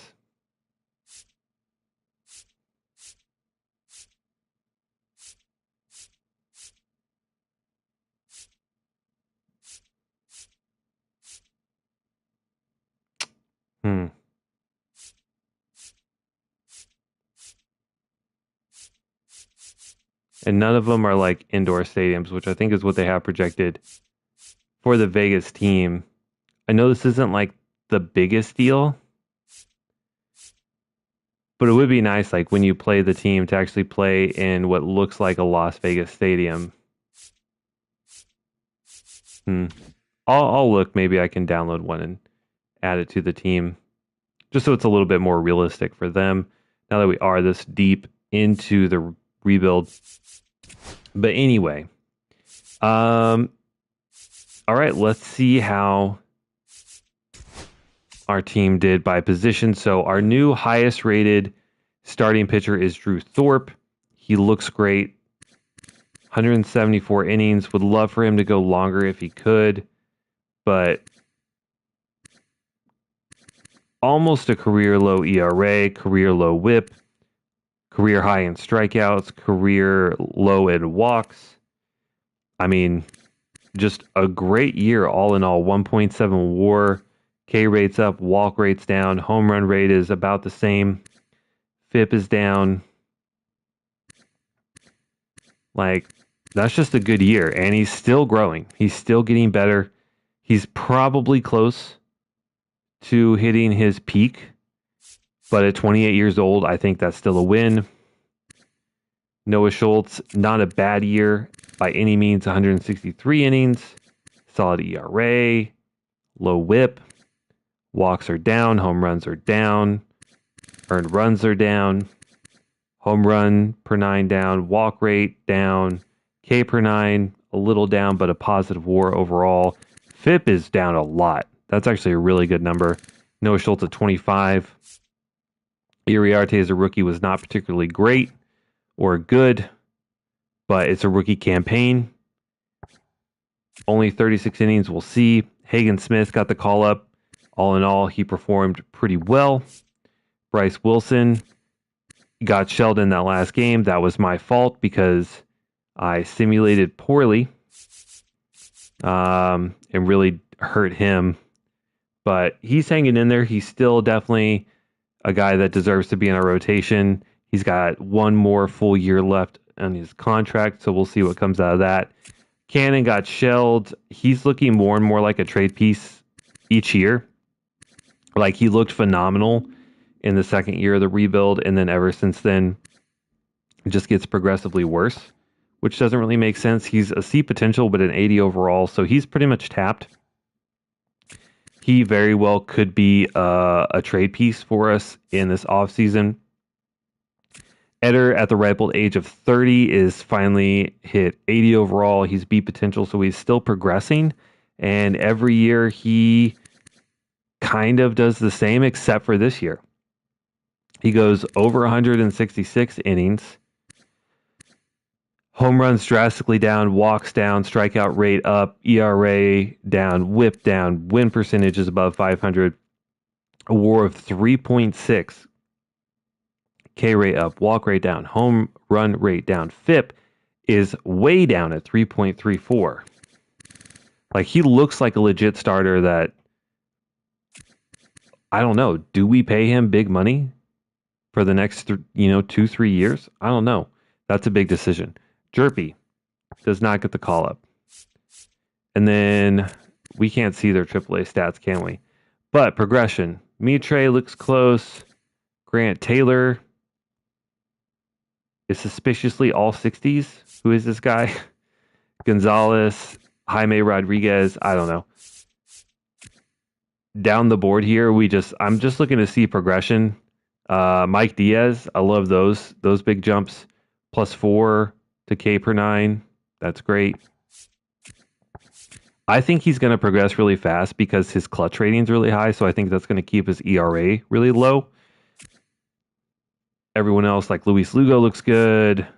Greg Marks with some big upgrades. Eric Bergeron, +5 to K per 9. Still only a 58 overall, but progressing rapidly. Kate Smith is still amazing. We love that. Jimenez, regressing rapidly. Colin Pache, regressing rapidly. These guys, unfortunately, we probably can't bring back just because they're too old. So we're going to have to find some bullpen help. Marcelo Mesa was really good, though. 50 and a third, just over 3 RA, 1.13 whip. I feel really good about him. Gibbet is probably toast. He's going to start regressing. So, like, the guys that have been in our bullpen the last, 3 or so years are all in their mid-30s now. they just don't have it. So we're definitely gonna have to retool there. We have some youth down here, but I don't like Derek Trout. The walk per nine is outstanding, but obviously the hit per nine is not good enough at the major league level. We do have 2 closers. We just drafted a new one. These guys may have to be in the majors next year, or at least Adrian Santo. Hopefully they perform well. Kyle Teal had a huge year. And I think it's time that we give him the contract extension that he now so rightly deserves. Won World Series MVP in 2028, All-Star year this year. He does still have 3 years of arbitration, but it looks like he's going to be worth a very long-term deal. He gets better every year. Plus 10 power versus lefties is outrageous. Defensively, he should be elite. I mean, he has speed for a catcher. He legged out 4 triples, 30 doubles, had 20 plus home runs. Unreal. OPS close to 800. WAR of 5.2. Walk rate could go up a little bit. K rate's down. But the home run the at-bat per home run almost doubled from last year. Like, we got to lock this guy in. Corey Lee as a backup looks fine. Edgar Caro, I don't know. He's 25. He's only 2 years behind Kyle Teal, but I don't know. Unless we're banking on Kyle Teal to get injured, like Edgar Caro could bring back a lot of value. Same way with like a Daniel Susick, who absolutely cratered this year in AA, hitting 111. Holy shit. I guess that was in the minor league playoffs, but still. Like, I don't know. We could look to do like an Edgar Caro, Susick, Davis package to a team that desperately needs a catcher, especially Caro with B potential and only 25 years old. He would bring a ton of value. So we'll see. Tristan Casas. We signed him to a 5-year, $20 million deal. He regressed, which was disappointing, but he also was injured. Hit 250, slugged 450, a down year. Similar numbers to what he did in 2026. 20 plus home runs. It's just not what we needed. We did not pay him $20 million to come in and almost cut his home run rate in half. I know he played in 200, or he had 200 or what, like 130 less at bats. I get it.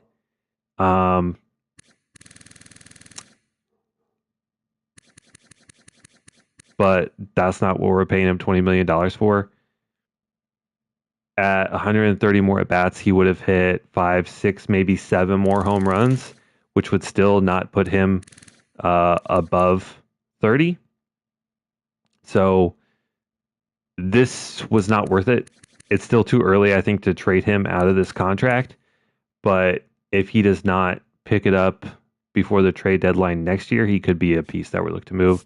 Villar was amazing. I think this is not quite what I would say like is a breakout year. Career high in hits, but also career high in at bats, career high in doubles, career high in home runs, career high in RBIs. Average was up. On base was a little down from last year, slugging a little bit down. But, a positive WAR player. Defensively, he was elite. Like, we compared this to who won Gold Glove at third base, which is where we had him, and he was phenomenal. We might switch it to where his primary position is third base and his secondary position is first base, just to kind of even out the roster, because that's just where he's going to play. Jazz was a letdown. He improved a lot versus lefties, which is like cool, but his specialty is crushing righties, and he didn't do it. Hit 14 less home runs. Like, cool, he had more triples, I guess. Like, that's cool. But he struck out more. He walked the same. RBIs were down. Like, I don't know. He's deep into his career. A huge WAR of 4.7, which is great. I don't doubt that he makes an impact, but for a 91 overall, who we're paying close to $30 million, this is a guy that like needs to be amazing every year, and he's just not. So kind of a letdown despite the good numbers, but not what we need him. I'm not really looking at these guys down in the minors because they're just not guys that I think are going to be impactful long term, but it's good that some of these guys are getting some good boost to their ratings. But again, maybe like a Kyle Duff, like that's pretty prestigious power right there. 67 versus righties, 71 versus lefties. He's only 21. There actually could be something there. So we'll see. Hit 2 home runs in the playoffs. Place third and first. I don't know. Shortstop Colson Montgomery. He might be our everyday shortstop next year, and that does not get me excited. I was really excited for him last year after playing like in a DH bench bat role, hit 261, slugged 437, and then took a big step back this year. I don't love that, but he still progresses across probably Montgomery and Scotty Salas. He's only 19, but he looks MLB ready. So it's probably going to be him and Colson, and we're going to see how that goes. Big upgrades for JJ Weatherholt despite being injured. Trade for in the offseason. Julks is 33. He sees potential, but just somehow every year just continues to get better and makes me so happy as like a quality bench bat, plays the infield and outfield. Like if I do a rebuild again, I would honestly consider trading for Julks. The defense is great. The speed is great. He crushes lefties. He hits in clutch situations. Like he's a good player. He's just a good player. We're happy to have him. We brought in Loperfido. We brought in Malloy. Loperfido looks like the everyday guy for next year. Came in hot, hitting like around 260, 270. Cooled off, but had really good progression on his stats across the board. Our third, fourth. We also have Herb Merced. Kind of goes under the radar. He's 19, but already a 72 overall. Huge upgrades across the board as well. Absolutely raked in the minors. Huge speed, plays good defense. So, maybe we let Julks go and it's Loperfido, Malloy, and Merced. Roman Anthony maybe gets a shot at the big leagues next year. He's our highest rated outfielder, so he needs to have a shot. But this year he just did not perform well. We traded for him. I was really excited to bring him in, one of the highest rated prospects in the league. And he hit 178 in 350 at-bats. It was absolutely abysmal. He kind of got it right down in the minors, but it is what it is. Ruiz, I think he's going to be our everyday guy, though. He had a big jump versus righties this year, +6 versus righties. The vision, the discipline, the clutch is up to like a 99. The defense is solid enough. He's going to be like our everyday leadoff guy, I think, along with Alec Thomas. And then in there as well, maybe Braden Montgomery, maybe Roman Anthony. We will see. Rick Oliver at 20 years old just continues to surprise me. Like, we traded for this guy. He started at 18 years old, and somehow he's just been the best, like, consistent hitter, on base guy. Like, keep in mind, he's 20 years old, and he was third in the batting title this year. He hit close to 300, slugging over 4. Like, the OPS at 784 is great. Like, this is like just the perfect guy that we need at the number 1, number 2 hole. He doesn't steal bags great, but he can hit some home runs, double-digit home runs in the last 2 years. So it's probably going to be him, Roman Anthony, Ruiz, Thomas, and then Loperfido, Malloy, some combination of those, 4 or 5 guys.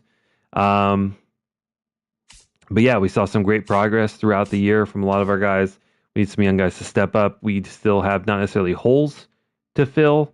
But it's going to be an interesting offseason. We'll see who the free agents are. We'll see if we can make a splash, but that'll be it for this one. Thank you guys so much for watching. Had a pretty good turnout today. I do appreciate it. And hope you guys enjoyed. See you in the next one, and bye.